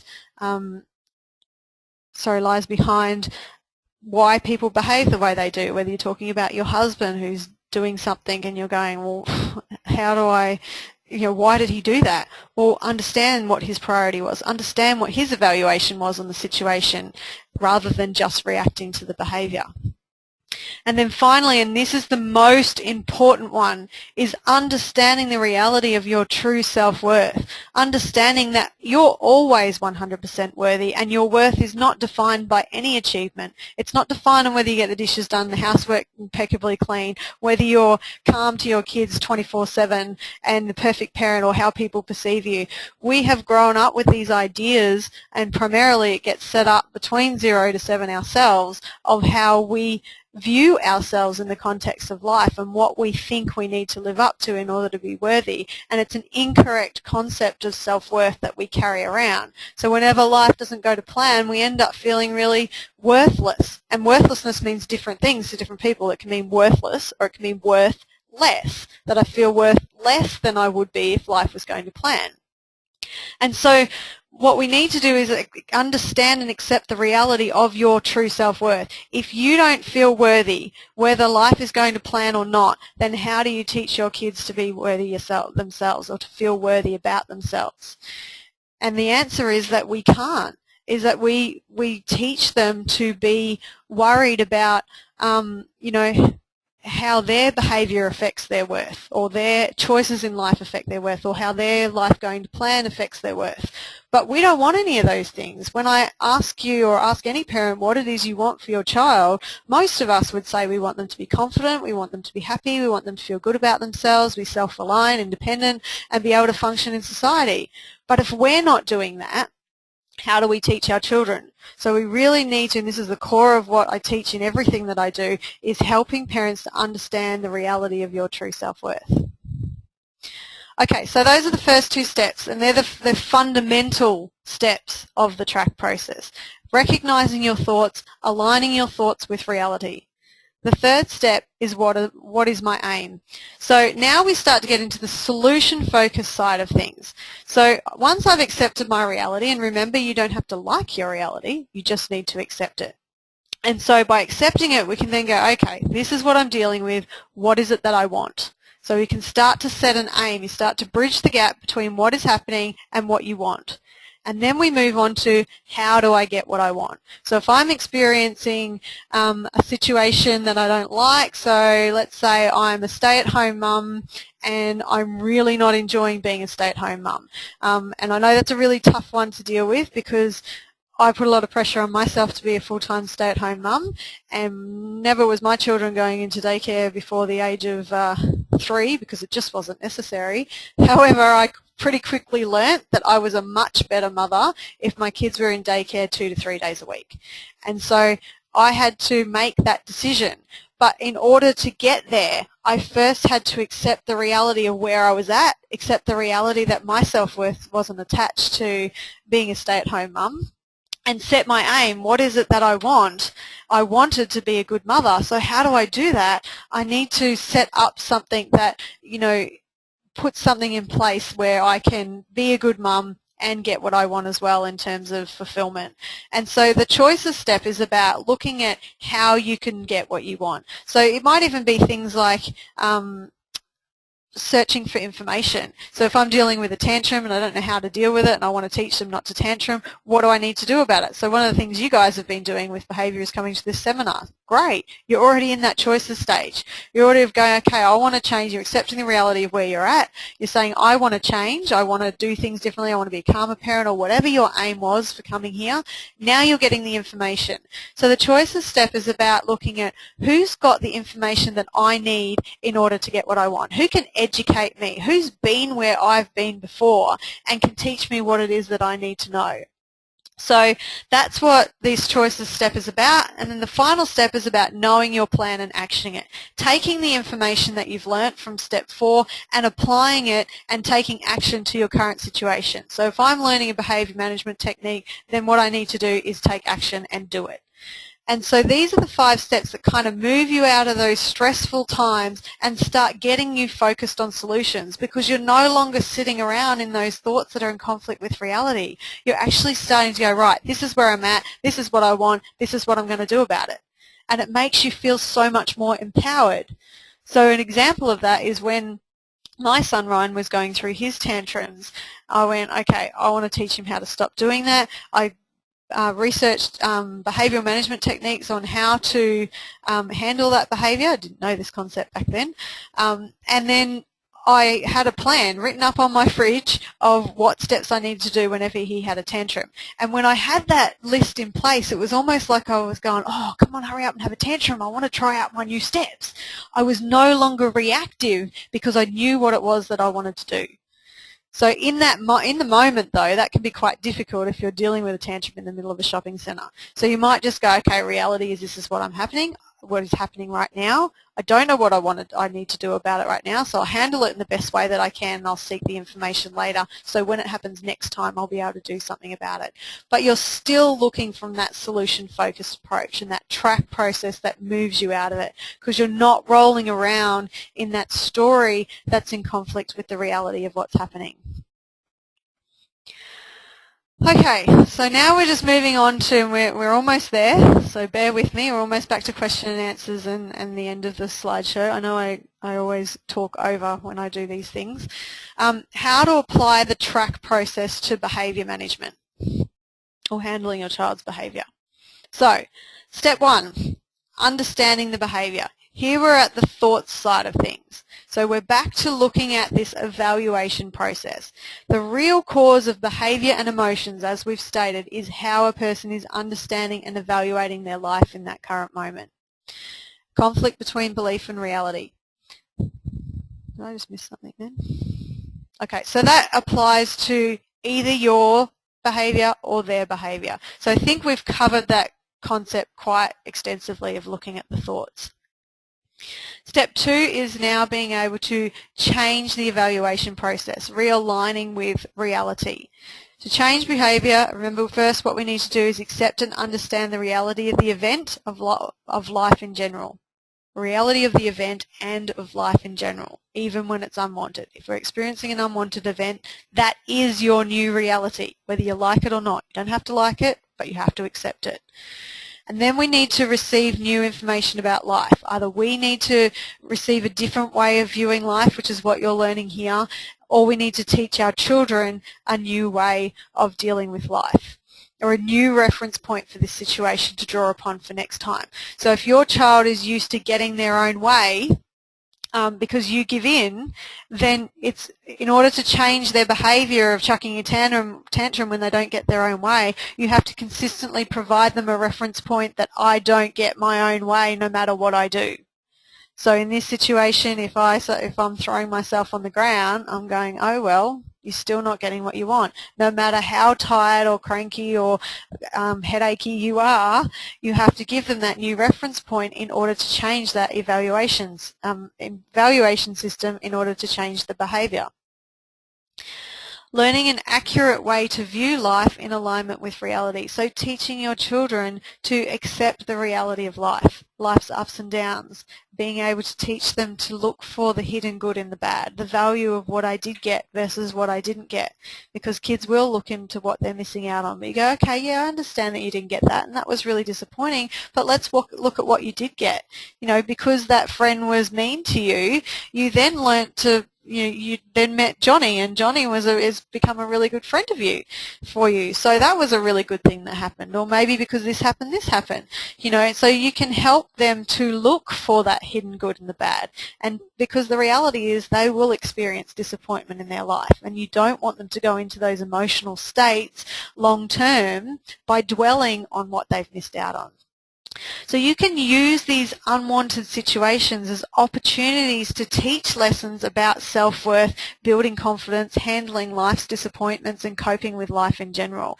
That's what this reality step is about, aligning with the reality of the moment and the reality of life in general and how to deal with that. Then we can use traditional behaviour management techniques to reinforce those lessons. So you're giving them information and teaching them how to have a new reference point about life, and then if necessary using the techniques to reinforce that. So step 3. So let's look at 2 aspects of it. For you, what do you want? What do you want to teach your child in this moment? A lot of the time when it comes to our aims as a parent, we've not ever set any goals. I mean, I must have asked a dozen parents lately, have you ever set a goal for the parent that you want to be? Like actually set a goal. We say, oh yeah, I want my kids to have this, this, this, and this. But you've actually set a goal that you're committed to achieving? Because I know I haven't, and I know that the parents that I've been talking to lately, they haven't deliberately set a goal either. So if you don't really know what it is you want to teach your child, how do you have a reference point for how you want to behave and the lessons that you want to give? So this AIM step is really looking at what you want to teach your child, what sort of role model you want to be, looking at a situation and going, what do I want in this situation right now? What's the ideal of this situation that I'm trying to aim towards? Is it for me to control my child, or is it for me to teach them that tantrums don't really get you anywhere in life? So we want to keep in alignment with what our aim is once we're accepting the reality of what's happening in this current moment. Now for your child, you can help them to learn this process as well through getting them to talk about their thoughts, helping them to align their thoughts with reality, and I'm talking older children as well, and being able to go, what was happening for you when you were feeling that way, and saying, I understand that you're feeling that way, but the reality is that sometimes we don't always get what we want. So you can be giving them that information and going, so what is it that you want? What is it that you'd like to have? And getting that information to support them into being able to be solution focused as well. What is important to them in that moment that's causing their reactions? Because maybe you can help them learn a different approach to getting what they want. Okay, I get that you want to keep that teddy for yourself, but let's find a different way. What if you gave your brother that teddy for 2 minutes and then you can have it back for the rest of the night? Because that would help you to learn to share, but you get it for most of the night. Maybe that's just a off-the-cuff idea of being able to teach them that lesson, but also get them what's important to them. So it's just kind of using that situation to just get a little bit more solution focused about helping them to get what they want as well while getting what you want. And that actually is the art of negotiation. When you negotiate with anything, a business deal, negotiating with your partner, negotiating with a child, it's about getting what I want while you get what you want. And so we can use this track process to do that.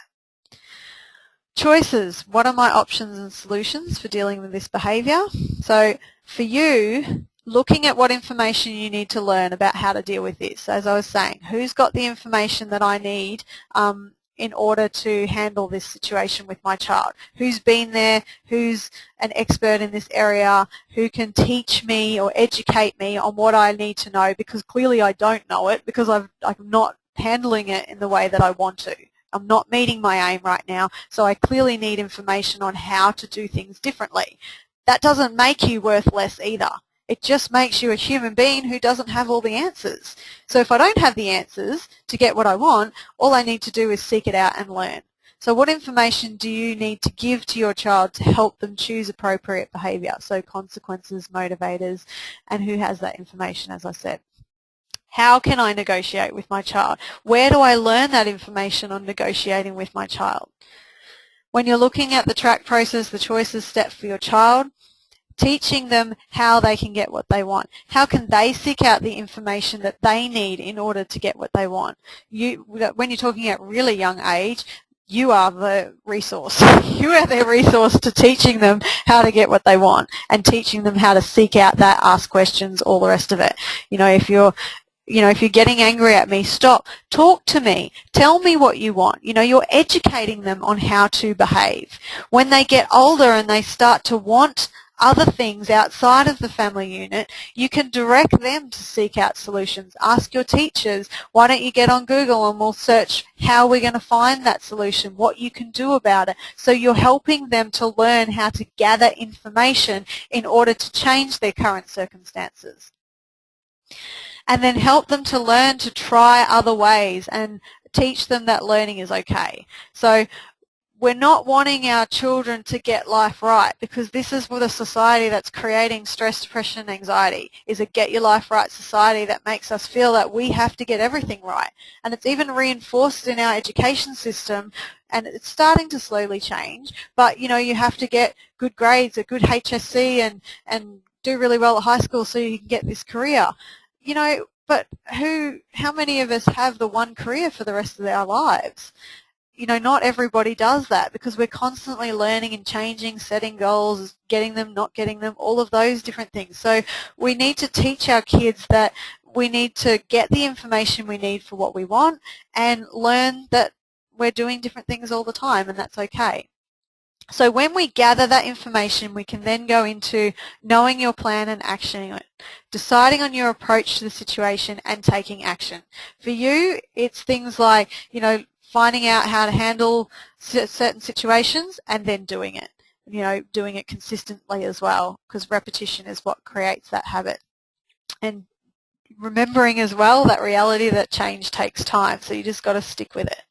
So for your child, it's encouraging them to practice what they've learned in the choices step, reminding them that we're all learning and teaching them the pros and cons of decision making and taking action. We can do that at any age. You can do that at 2 years old, where they're, you're saying if you do this, then this is going to happen, and then they experience that and they learn from it.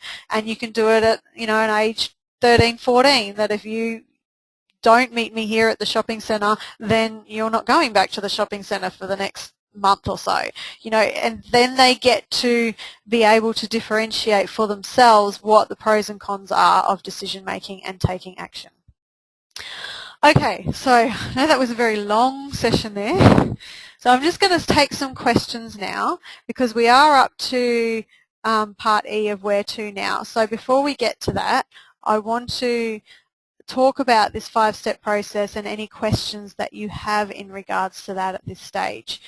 So I've just, let me just, hang on. Anyone who wants to speak, please put their hand, has a microphone, please put your hand up now and I'll try to unmute you and connect with you that way.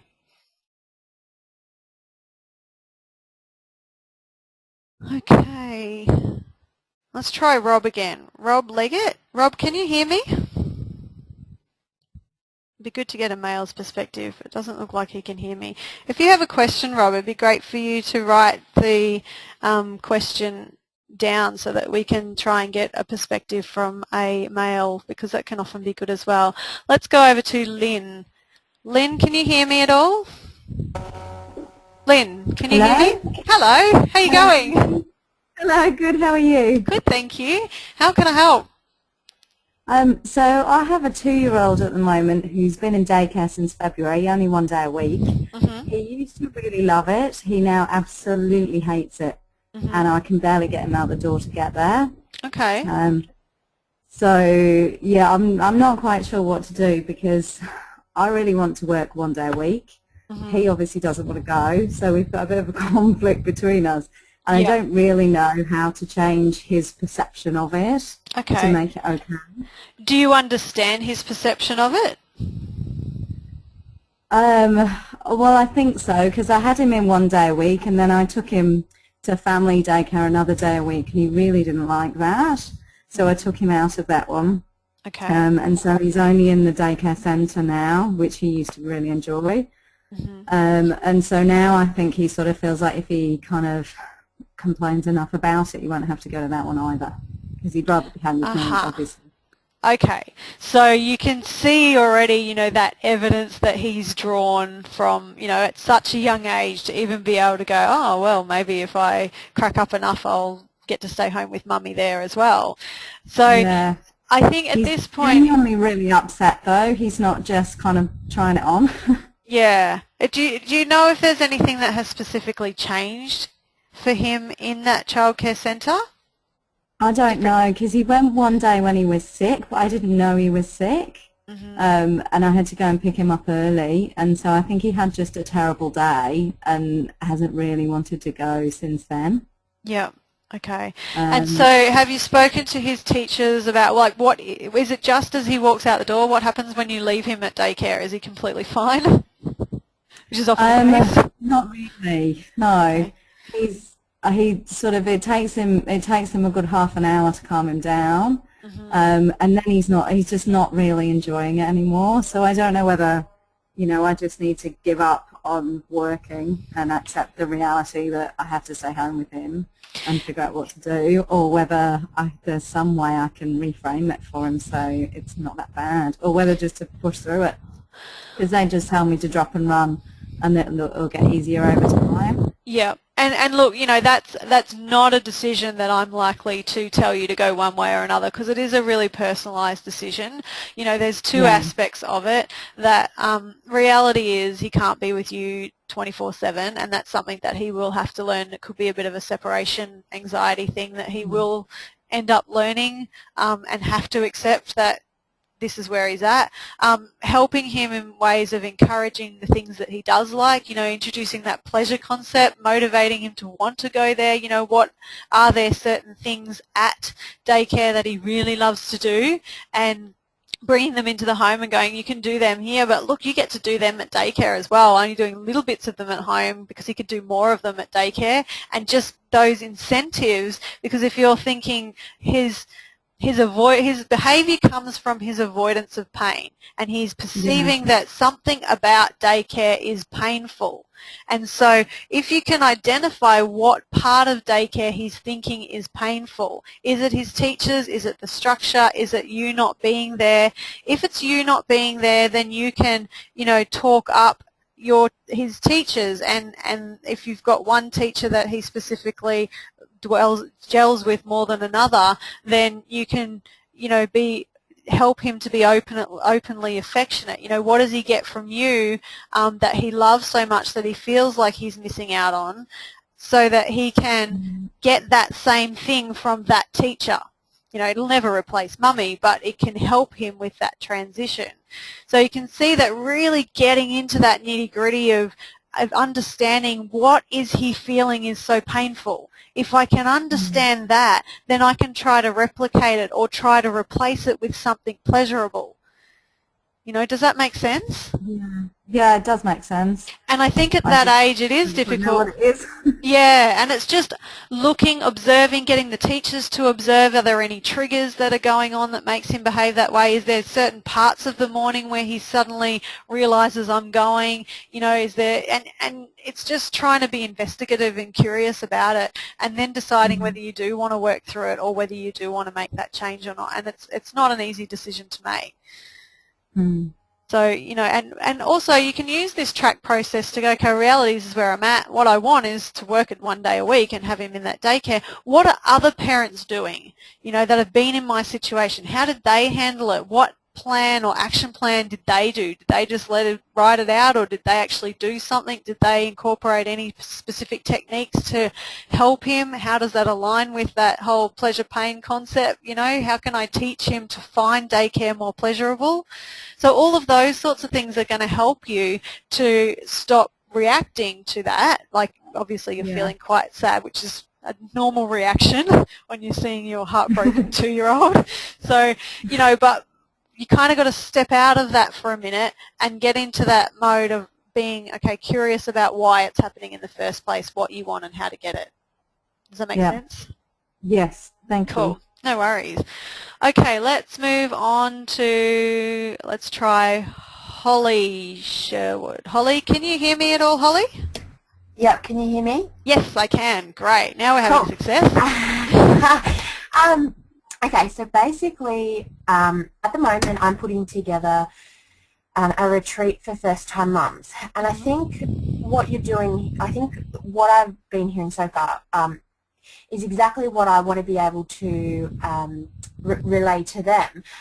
So I guess what I'm asking is, would this, I know that a lot of the examples and stuff have been for older children, and it does relate a bit more to older children, and my, I guess, target is new mums with newborns.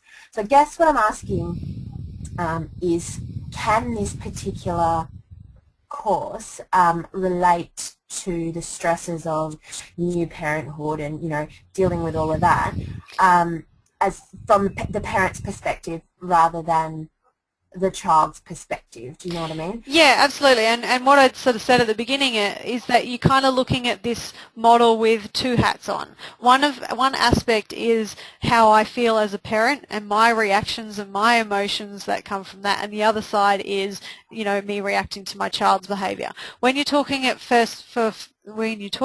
first-time parents, logically we can get that they're babies and they're just doing what they do, but it's our perception of what we think it means about us when they're crying, when we're not able to get them to sleep, those expectations that we have of the right parent that we're supposed to be or the right mother we're supposed to be, what other people think of us, our expectations compared to the reality of motherhood, you know, those preconceptions we have of the, you know, all these wonderful things and the Huggies commercials that we thought life was going to be like, and then the reality of what's actually happening. Loss of identity can be a big thing.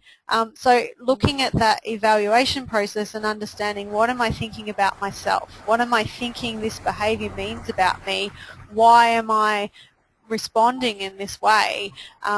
What am I getting out of it? You know, and how is this me trying to avoid pain? Sorry.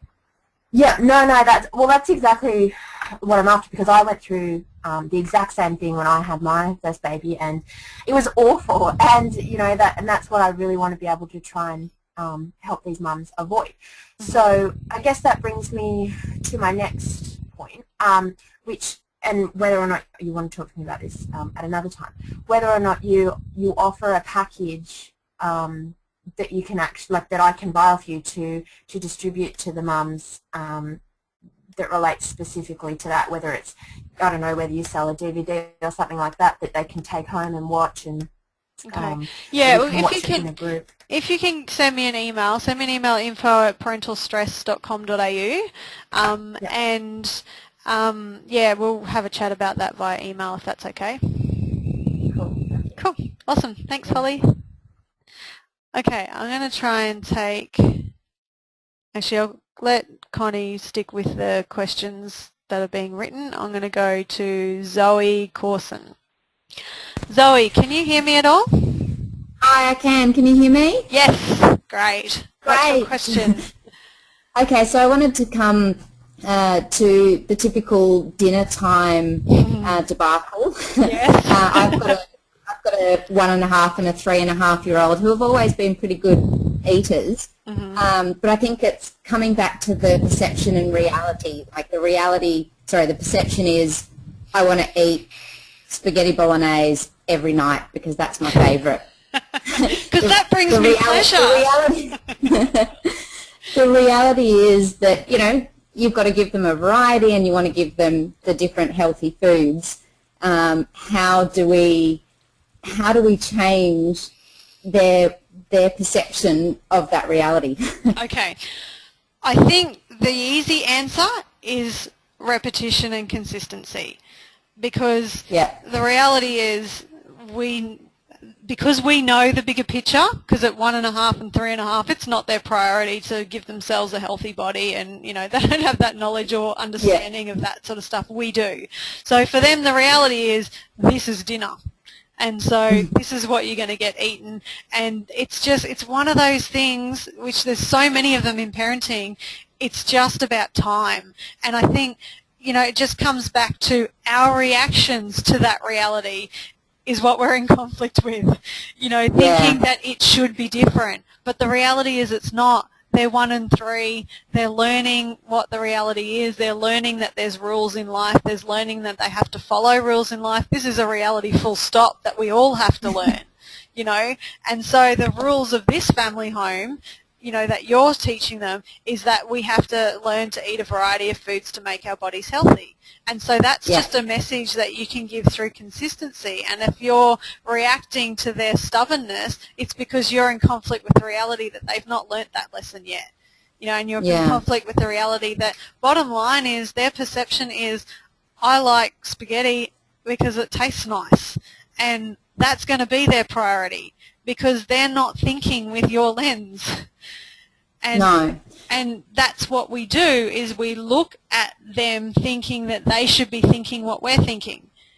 But we've had many years of that. Tonight's example for us, I said, oh, let's have some salmon.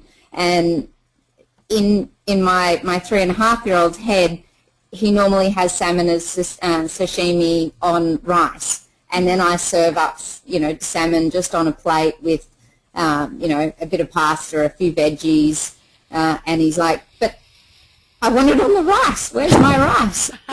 And, you know, we go into meltdown because it wasn't as he was expecting. And it's, I think, just, you know, okay, I could have spoken to him more about it, but we're having it a slightly different way. Because that's a reality of life that we've also, and in many different arenas we all struggle with, is that I expect it to go the way it's always gone, and it doesn't. And you know, at such a young age, it's so good to be able to teach them about flexibility and going, well, you know, we don't always have to have it that way. There's no rule in life that says we have to have it that way. We're trying something different. And even though he might crack up or whatever, that is him learning flexibility. It is him learning not to get attached to how things are supposed to be, because the reality of life is if we get attached to life going to plan, then it causes us stress when it doesn't. And so I think it's difficult for a parent, for us to deal with those behaviours because we're thinking that they need to be learning that lesson straight away, but we're not realising that stubbornness, that tantrum, that is them learning. You know, it's just that it takes them a few times to get that concept, and in different contexts that we need to be a bit flexible. You know, we don't have to like our reality, but it's there. Yeah, absolutely. Thanks, Jackie. No worries. Thanks. Okay, so we'll go to one more question and then we'll move on.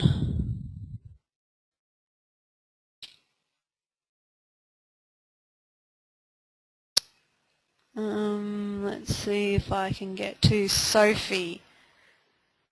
Sophie, can you hear me? No, I think I tried you before, Sophie, and it didn't work. Okay, let's just move on. At the end of this, if you want to ask questions, I will try to answer a few more questions afterwards. But let's just move on. We'll finish the presentation because I know we've gone way over time. So where to from here? So you've received a lot of information tonight, and a lot of it, as I keep saying, is very broad information, and you might be going, my God, how do I apply this, or where do I even start? Because there's so many different areas that we can apply this information to. Sometimes it's difficult to know how to do it. So for those of you who are wanting to make the change but not quite knowing how or where to begin, I've got extra support for you to be able to apply it to your life. I've got the Stress-Free Parenting Part 2, how to apply what you now know about parenting. So this is a 4-part webinar series. So over the 4 weeks you can get a deeper understanding of everything that you've learnt from this webinar, following a careful, guided, progressive approach to applying this information to your specific circumstances. So this is a very, this is a group that will get together. It's still interactive like this one, except it's only a group of 30 because I want to be able to get to all of you and get all of your different questions answered and apply the information to your life. And then you also, during those 4 weeks, you're also getting a month's worth of support from me while you're making those changes to your life, getting all of your questions answered. So each webinar, here's what they're about. Webinar 1 is called the Mind Motor Powering Behaviour, identifying the thinking that causes emotions and behaviour. So we've been talking about that a lot tonight. Now in this webinar we're going to get more specific about the different emotions that you feel and the specific thinking that lies behind that emotion. Like for example, when I said anger, that thinking is that life should be different to the way that it is. Somebody should have behaved differently. It's different to my expectations. So there's specific thinking that lies behind stress and unhappy emotions, and there's actually 4 lenses that we look through that underlies all stress and unhappy emotions. So it helps you to really go, okay, this is the feelings I can see that they're displaying. They're displaying anger, they're displaying sadness. This is what the lens is. So even if your child can't talk, you still know what that lens is, and you're going to learn in the second webinar how to upgrade that thinking and change that evaluation. So with this one, you're understanding the view of life that also causes depression and anxiety, so you can detect it early in your child or even in yourself. And so there's a specific way we view life that causes depression and anxiety. And then how to stop reacting in an instant when you see your child's behaviour and see it differently. So this lesson gives you a totally different perspective on why your children are doing what they're doing, even if you've told them 1,000 times not to do it. So webinar 2 is about shifting gears to stress-free thinking. So looking further at the emotions and the specific thinking behind them and how to upgrade them, how to adopt an easy-to-remember stress-free mindset that you can adopt, but you can also teach your children. So that's the upgrade to those 4 lenses that causes stress. There's actually 4 lenses that can help you to upgrade those stresses. And so how to teach your children a healthy understanding of the realities of life, teaching them the real meaning of self-worth. Now that is so important, and it underlies everything that we want for our kids. We want them to feel good about themselves, whether life's going to plan or not. So I'm going to teach you how to do that. How to stop and prevent anxiety and depression in children. So again, being able to upgrade that perception of life so that your children don't have that anxiety. And part of that is even what we were just talking about then, about kids getting attached to life being a certain way. That can cause anxiety. So I'm going to teach you how to deal with those situations so that anxiety is no longer an issue, or won't become one later in life. So how to build confidence and self-belief in our children. So this lesson is not only going to teach your children how to do this and deal with life's ups and downs, but it also teaches you how to do it as well, and remembering that you're kind of the role model for that in a lot of cases. If you know how to do those things, you will automatically be teaching your children that anyway. Webinar 3 is about reality-based discipline and effective communication, because we do need to use child behaviour management techniques to handle the behaviour, but we want to kind of do it with a reality-based mindset. So getting clear on what you really want for your children so you can set that as a benchmark for that. Discipline with the intention of teaching life skills rather than just do as you're told. So giving that kind of more life skill understanding on why you need them to behave or why they should choose your way as a priority. Learning those guaranteed motivators to improve behaviour, that pleasure-pain concept. A big one, how to communicate effectively in age-appropriate ways. So whether your child's 2 or 18 or 17, you know, I'm going to teach you how to communicate with them in order to negotiate and teach them what they need to learn. Learning the art of negotiation and compromise is always an important one as well. Okay, so the final webinar is about being the change that you wish to see in your child. I mean, a lot of the time we're the ones that are feeling like we need the most help. So this webinar is about applying everything that you've learned in all of the webinars to your own life so that you can be happier too. So at this stage you'll have a fully comprehensive understanding of what it is you're learning, how to apply it to your kids' life, and you'll have an idea of how to apply it to your own, but this one will really go into the nitty-gritty of how you can look at your situation differently. The importance of modelling behaviour and how you can stay on track and being that model for your kids to stay with that track process. How to teach your children to use that mind track to happiness process in their everyday life, 1 by modelling it and 2 by using situations as opportunities to teach them to be solution focused, accept the realities of life and learn what to do with it. and how to keep using this information forever to make long-term changes as your children grow and develop. It's part of the reason why all of these webinars will be recorded, because you might watch them now and you might be good for like a year or 2 or 6 months or whatever, and then they change developmentally and it's like, oh gosh, how do I apply it now? So you've got this information forever. So these webinars are live with me and then recorded so you can view them forever, and you get that deeper understanding of your child's behaviour and how you can change your reactions as well. They're interactive lessons, so the lessons start to get more focused around the group's issues so that you can get it more, the concept and the application of this concept more thoroughly, and you can ask questions during this webinar. I'm very big on homework because at the end of the webinar you want to be able to apply what you've just learned. So I give you exercises in being able to apply that information, and while you're applying it, if you get stuck, you can email me and I'll always answer you within 24 hours, so you get 4 weeks of that as well. Going to throw in a copy of the Happy Mum Handbook. If I've got any dads online, even though it says the Happy Mum Handbook, that was from a stage where I was doing self-help for mums and was focusing on mums, but this is a book that I know many dads have read and they can relate to the information as well. It teaches the method from the Anti-Depression Association of Australia. It helps you understand stress, depression, anxiety very thoroughly, and how you can change it and deal with your child's behaviour as well, time management, all of that sort of stuff.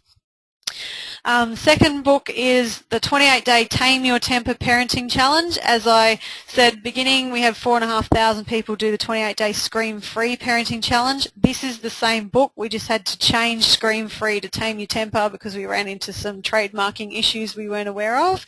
But this was a challenge we ran publicly that was on Sunrise and Essential Kids website, and it's now a book or PDF, whichever one that you want. So there's another bonus for you. So here's a summary of what you will get. The 4 webinars, which is market value of $800. This is just where this is way overpriced of, you know, what it would cost you if you went to counsellors or if you got this information elsewhere. The market value of the Happy Mum Handbook and the Tame Your Temper, and 4 weeks of email support. If you were going to go to a counsellor and get email support or get phone support, you know, it would come to this amount. So it comes to this grossly overpriced value of nearly $1,000. But of course I'm not going to give you that tonight. Tonight there's 2 payment options because I know we're all in different financial situations. You can do an upfront payment of $148 or 4 payments of $42 to make it a little bit easier, whichever one works for you. And all of those obviously paid through PayPal.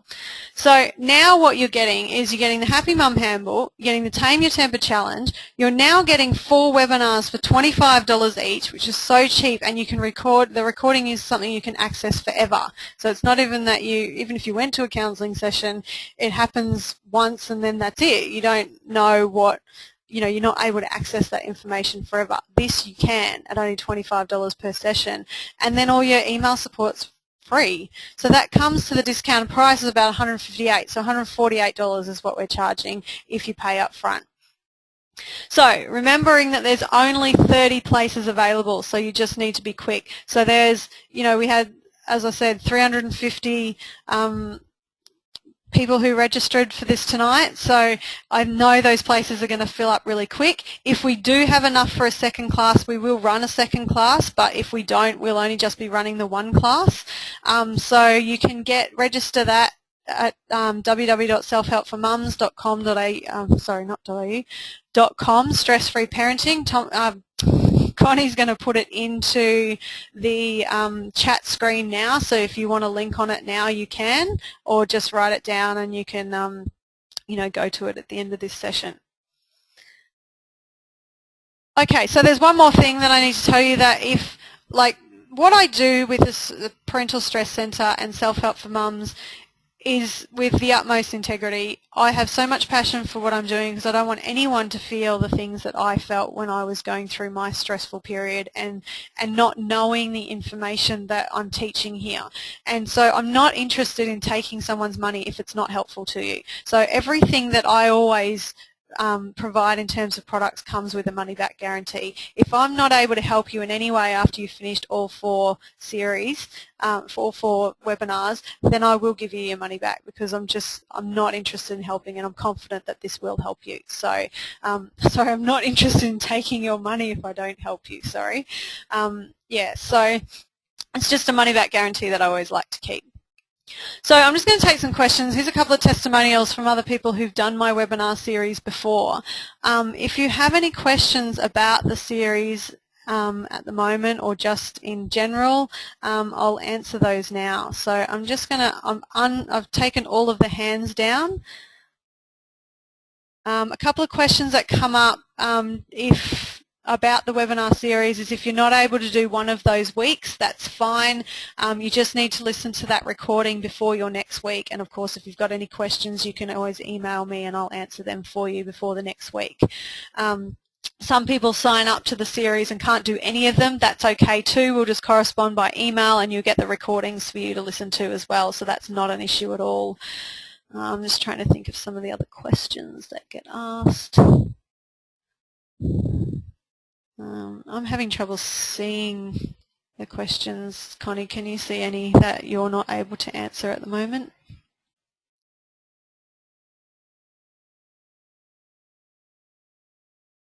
Oh, there we go. That's how I do that. Okay. So I'm just going to go to the hands that are up. I'll take all the hands down. Put your hand up now if you're wanting to ask a question.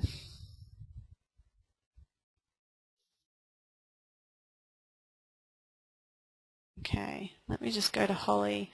Holly, did you have a question? No, mate. You answered mine. Okay, I think the hands just keep going up for you.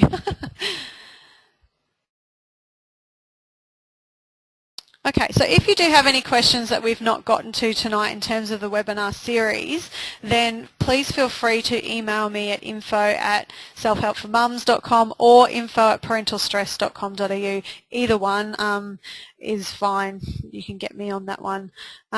So what I'm going to do is I'm just going to clear all of the questions in the box now, and if you have any, so I'll finish this series off. Basically, that in a nutshell is the concept of what I'm teaching, and obviously expanding on it in terms of your specific situations and how to look deeper into understanding the emotions and the thinking that is in that evaluation process is something that needs to be worked on with continual interactions and teaching and education. So if you're interested, sign up for that webinar series. You won't regret it. It's full with information that you're just going to love and you're going to be able to apply to your life. So thank you everybody for coming. I appreciate your time. I apologize for going overboard. This will be available as a recording for you to review again and share with your friends if you feel like it would be helpful for them. And that recording will be happening in the next couple of days. I'll be sending out that email. So thank you everyone for their time. Those of you who wish to stick around, I will stay on for the next 15 minutes and try and answer as many questions as I can, both through the written ones as well as the speaking ones. So I'm just going through the process of deleting all questions. So don't write any questions at the moment because I need to be able to tell which ones are new and which ones are not. So give me a minute. But for those of you who are wanting to leave, thank you very much again for coming, and I appreciate your time. So give me a sec. I'll let you know when the rest of you can ask any questions that you want. I'm just going through the process. There's a lot of questions here. Connie has been very busy by the looks of things.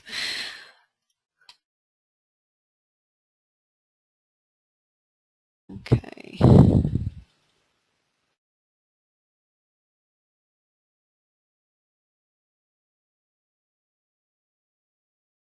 Okay, we're nearly there. This is quite alright, we've got 3 more to delete. Okay, fire away your questions. We're on a clean slate. You can put your hand up if you like. Oh, okay, we've got Let me read this one out. Okay, I love my 4.5-year-old, but his behaviour easily irritates me, and then I feel guilty about not answering his 500 questions a day or snapping at him when he's about to put his shoes on the wrong feet again, even though I keep showing him the correct way. I'd like to be more patient with him and enjoy him more as a person, but I also need to be quiet sometimes too. I don't want him to think asking questions is a bad thing or getting things wrong is bad, but I also don't want to answer all his questions all the time. I don't know if I get my point across to you. Okay, so when you're looking at that, so it's not so much his behaviour. I think most of us can logically go, okay, you know, they're asking those questions because obviously he's inquisitive about life and he doesn't have that information. We get that. It can be frustrating, don't get me wrong. I totally understand when you're hearing 20 million questions and all you want is a bit of peace and quiet. So it's about looking at two things. Firstly, understanding what is it that you're thinking this situation means about you, that he's asking these questions. What do you think it's stopping you from doing or what you're missing out on? So you can see that's really associated with you feeling like you're not getting something that you feel that you need. And so understanding that the way your thinking is in conflict with the reality that he's wanting to ask loads of questions because he's being inquisitive, because you're thinking that behaviour means something about your life when it doesn't. Frustrating, yes, it's something that you don't always want, but it's the reality that comes into that reality of being a parent stage, that the kids are going to be asking you those sorts of questions. So the other side of it too is him learning the reality that sometimes we don't want to talk. Sometimes we want to experience some quiet times, and that's okay too.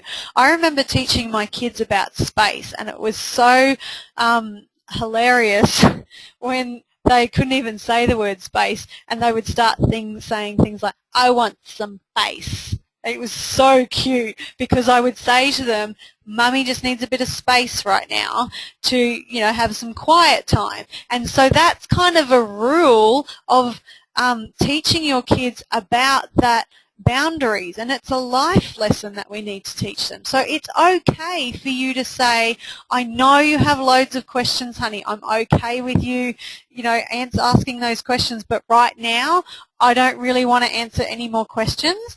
Mummy needs some quiet time. And if they're not listening to that, then using that pleasure-pain concept to reinforce the reality that you don't want to answer his questions right now. And you're not saying that I never want to answer my questions and you're annoying because you're answering those questions. You're just saying, I've had enough. I want to stop. This is my boundary. And when I say that, I mean it. So that's kind of what you're teaching him. So I hope that helps a little bit, and just looking at those both sides. But one, it doesn't mean anything about your life. And secondly, it's more about teaching him also the realities that it's okay for you to say, I don't want to answer those questions, because you don't have to answer all of his questions because they're just going to keep coming and coming and coming. And he's obviously just an inquisitive, you know, 4.5-year-old. So I hope that helps you a bit. Okay, what have we got here? Okay, Fiona. 4-year-old daughter lacks respect for me. She talks back and presents logical arguments in support of her thinking. What a clever girl. That's great. I know you don't feel like it's great, so I don't mean to undermine, you know, what you're feeling about it, but I'm looking from the perspective of life learning and life skills and thinking that that's fantastic that she's already doing that, because she's already trying that kind of persuasive thing. She's trying to persuade you to like her priorities rather than learning to persuade you to come around to, you know, what your priorities are and how her priorities and your priorities can align together, which obviously at 4 she's not going to be able to do. So let me keep reading that. I try not to enter into a discussion with her as that seems to fuel her perception that she's in control. Instead, I try to change tact and remind her of our family rules and that she needs to listen and do as she's told and to speak nicely and not be rude, as answering back is not acceptable. Okay, so when you're looking at those things and those sorts of things that you're saying, reinforcing the reasons why it's not acceptable that she's not to speak to you in that way. You can teach her that it's okay to voice your opinion, but it's not okay to do it rudely, that you won't tolerate her speaking to you in a way that's disrespectful. And in fact, refuse to enter into any sort of conversation with her when she's displaying that sort of attitude, that you will only ever discuss things with her when she's talking to you in a normal tone of voice. That might be really helpful, because then that kind of encourages her negotiation techniques, but teaches her to be able to do that in a respectful way, because that's a life skill that she's going to need. So you can see that with what I'm doing, I'm constantly referring it to the life skills and the life lessons that they need in their lives, or to be able to, you know, deal with different situations, because you want her to be able to present those arguments, those logical arguments, but she needs to be able to do it without argument, without disrespect, because that's not going to earn her anything. And you can even teach her that and say, you know what, it doesn't get you anywhere in life if you talk to somebody like that. They're just not going to want to listen to you. I'll listen to you when you talk to me with respect and start treating me like you want to be treated. So that sort of thing. I know she's only 4, so you've got to try and keep it as simple as possible. That's always been my challenge. No, my 5-year-old, he's 6 now, but when he was 5, he said to me, "Mum, can you just stop talking?"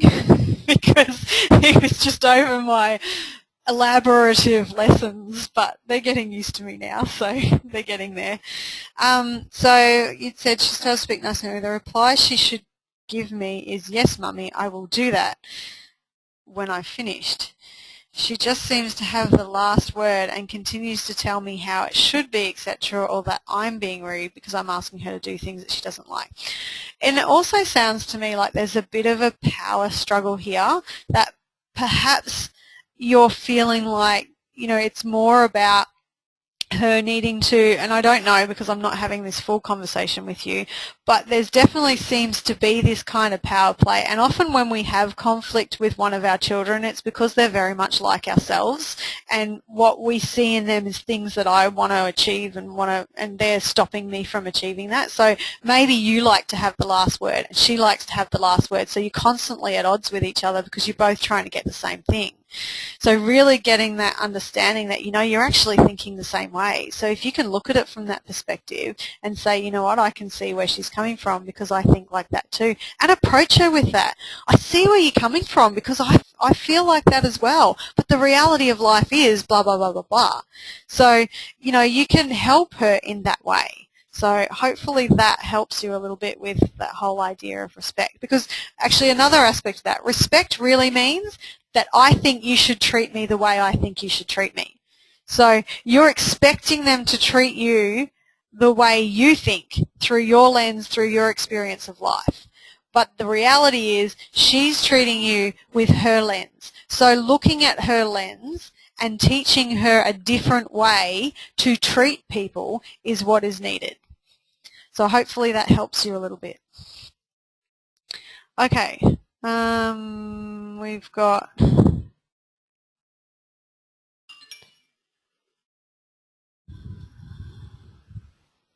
Rebecca. I'm just trying to see where yours starts. Oh, there we go.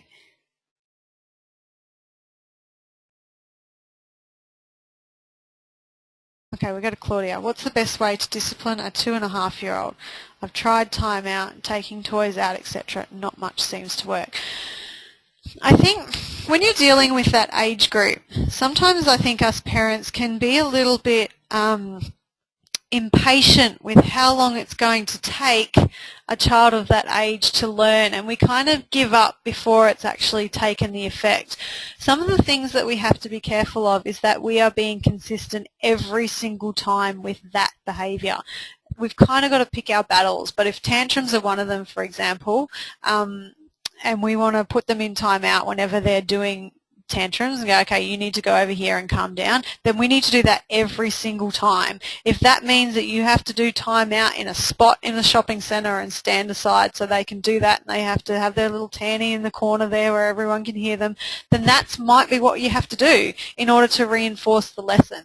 So I often find, and I don't know, again, I don't know your situations because I'm not actually talking to you one-on-one, so I don't want to undermine the things you have tried. I'm just generalizing that a lot of the times when parents have said, I've tried timeout, I've tried doing this, we've not tried it for long enough or we've not been consistent enough. There's often a flaw in our application of that method, so we kind of need to go back to the rules of that method and follow it consistently and stick with it because it will teach them through repetition. It always does. You know, how did you learn to walk? You got up, you fell down, you got up, you fell down, you got up, you fell down. Eventually you learned what worked and what didn't work.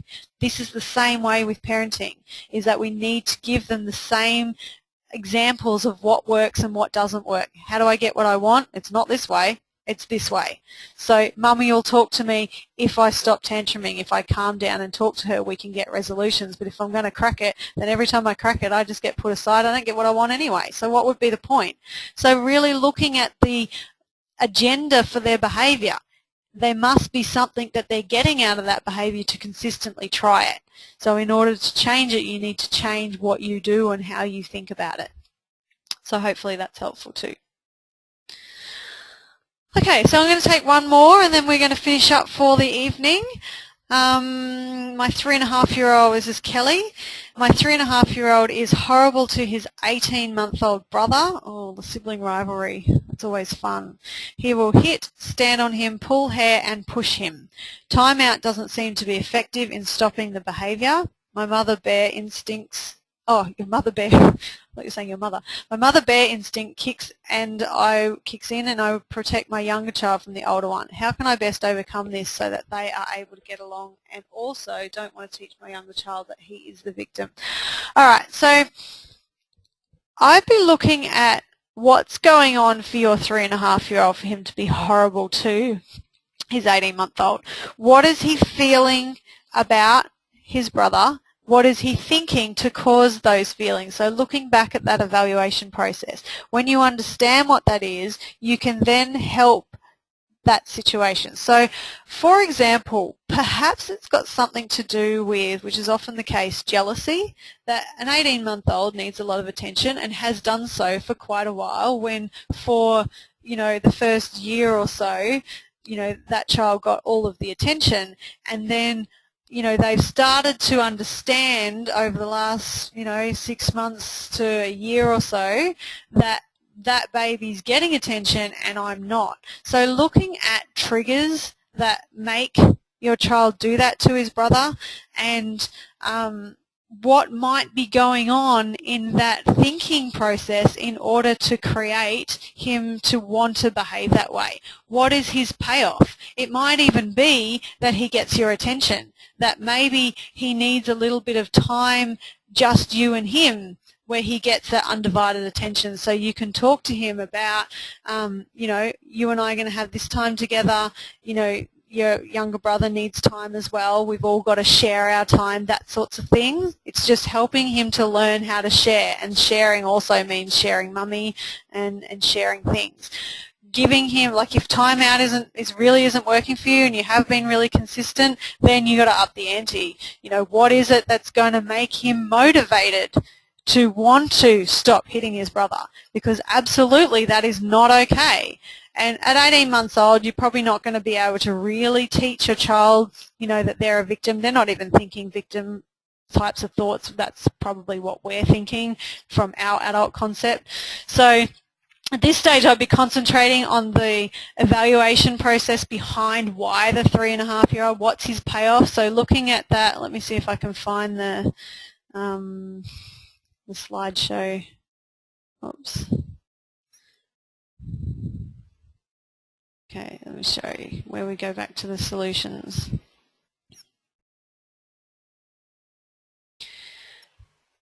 Okay, where are we?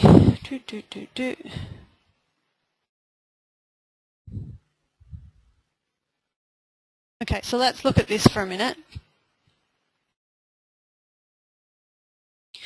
Okay, so Firstly, understanding the behaviour. How is your child, how is he perceiving life in that moment? So what's he getting out of it? What is his pleasure or what is his avoidance of pain? What is the reasons why he's doing it? How is his thinking in conflict with reality?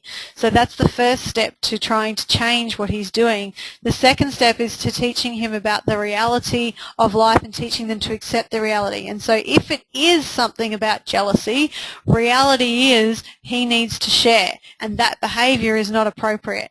Give new information about why he needs to behave differently. This is where you can use those motivators that you do that to your brother again, this is what you're going to lose. But if whatever you choose to lose, it has to be important to him in order for him to make it a priority to do what you want him to do or to stop the behaviour of hurting his brother. So if timeout's not working, maybe it's because he doesn't give two hoots about sitting in a corner for 5 minutes. But maybe he does give two hoots about his favourite teddy bear or watching his favourite TV DVD. I know my sister says, okay, I'm going to throw your Wiggles DVD in the bin, and that stops him straight away. Or going the other way with the pleasure concept and saying, okay, well, this is what you need to behave in this way, and when you behave in this way and you're kind to your brother, then this is what will happen. Mummy will be able to spend more time with you because she's not having to deal with a crying child. You know, that concept might be a little bit too old for him. But looking at, you know, what he can get out of it, what motivates him to be able to change that behavior, because right now he's doing it because he gets something out of it.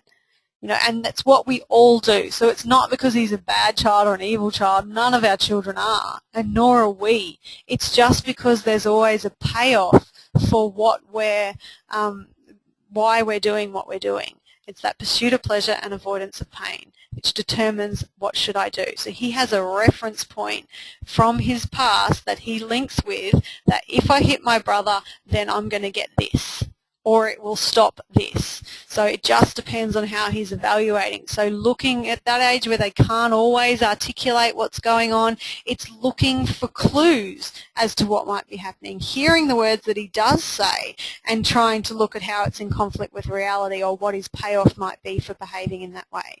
And what triggers that behaviour? Is there any specific behaviour that you do that triggers it? Any specific situations that occur that makes him behave in that way? So those sorts of things can help you to determine what you need to do about it.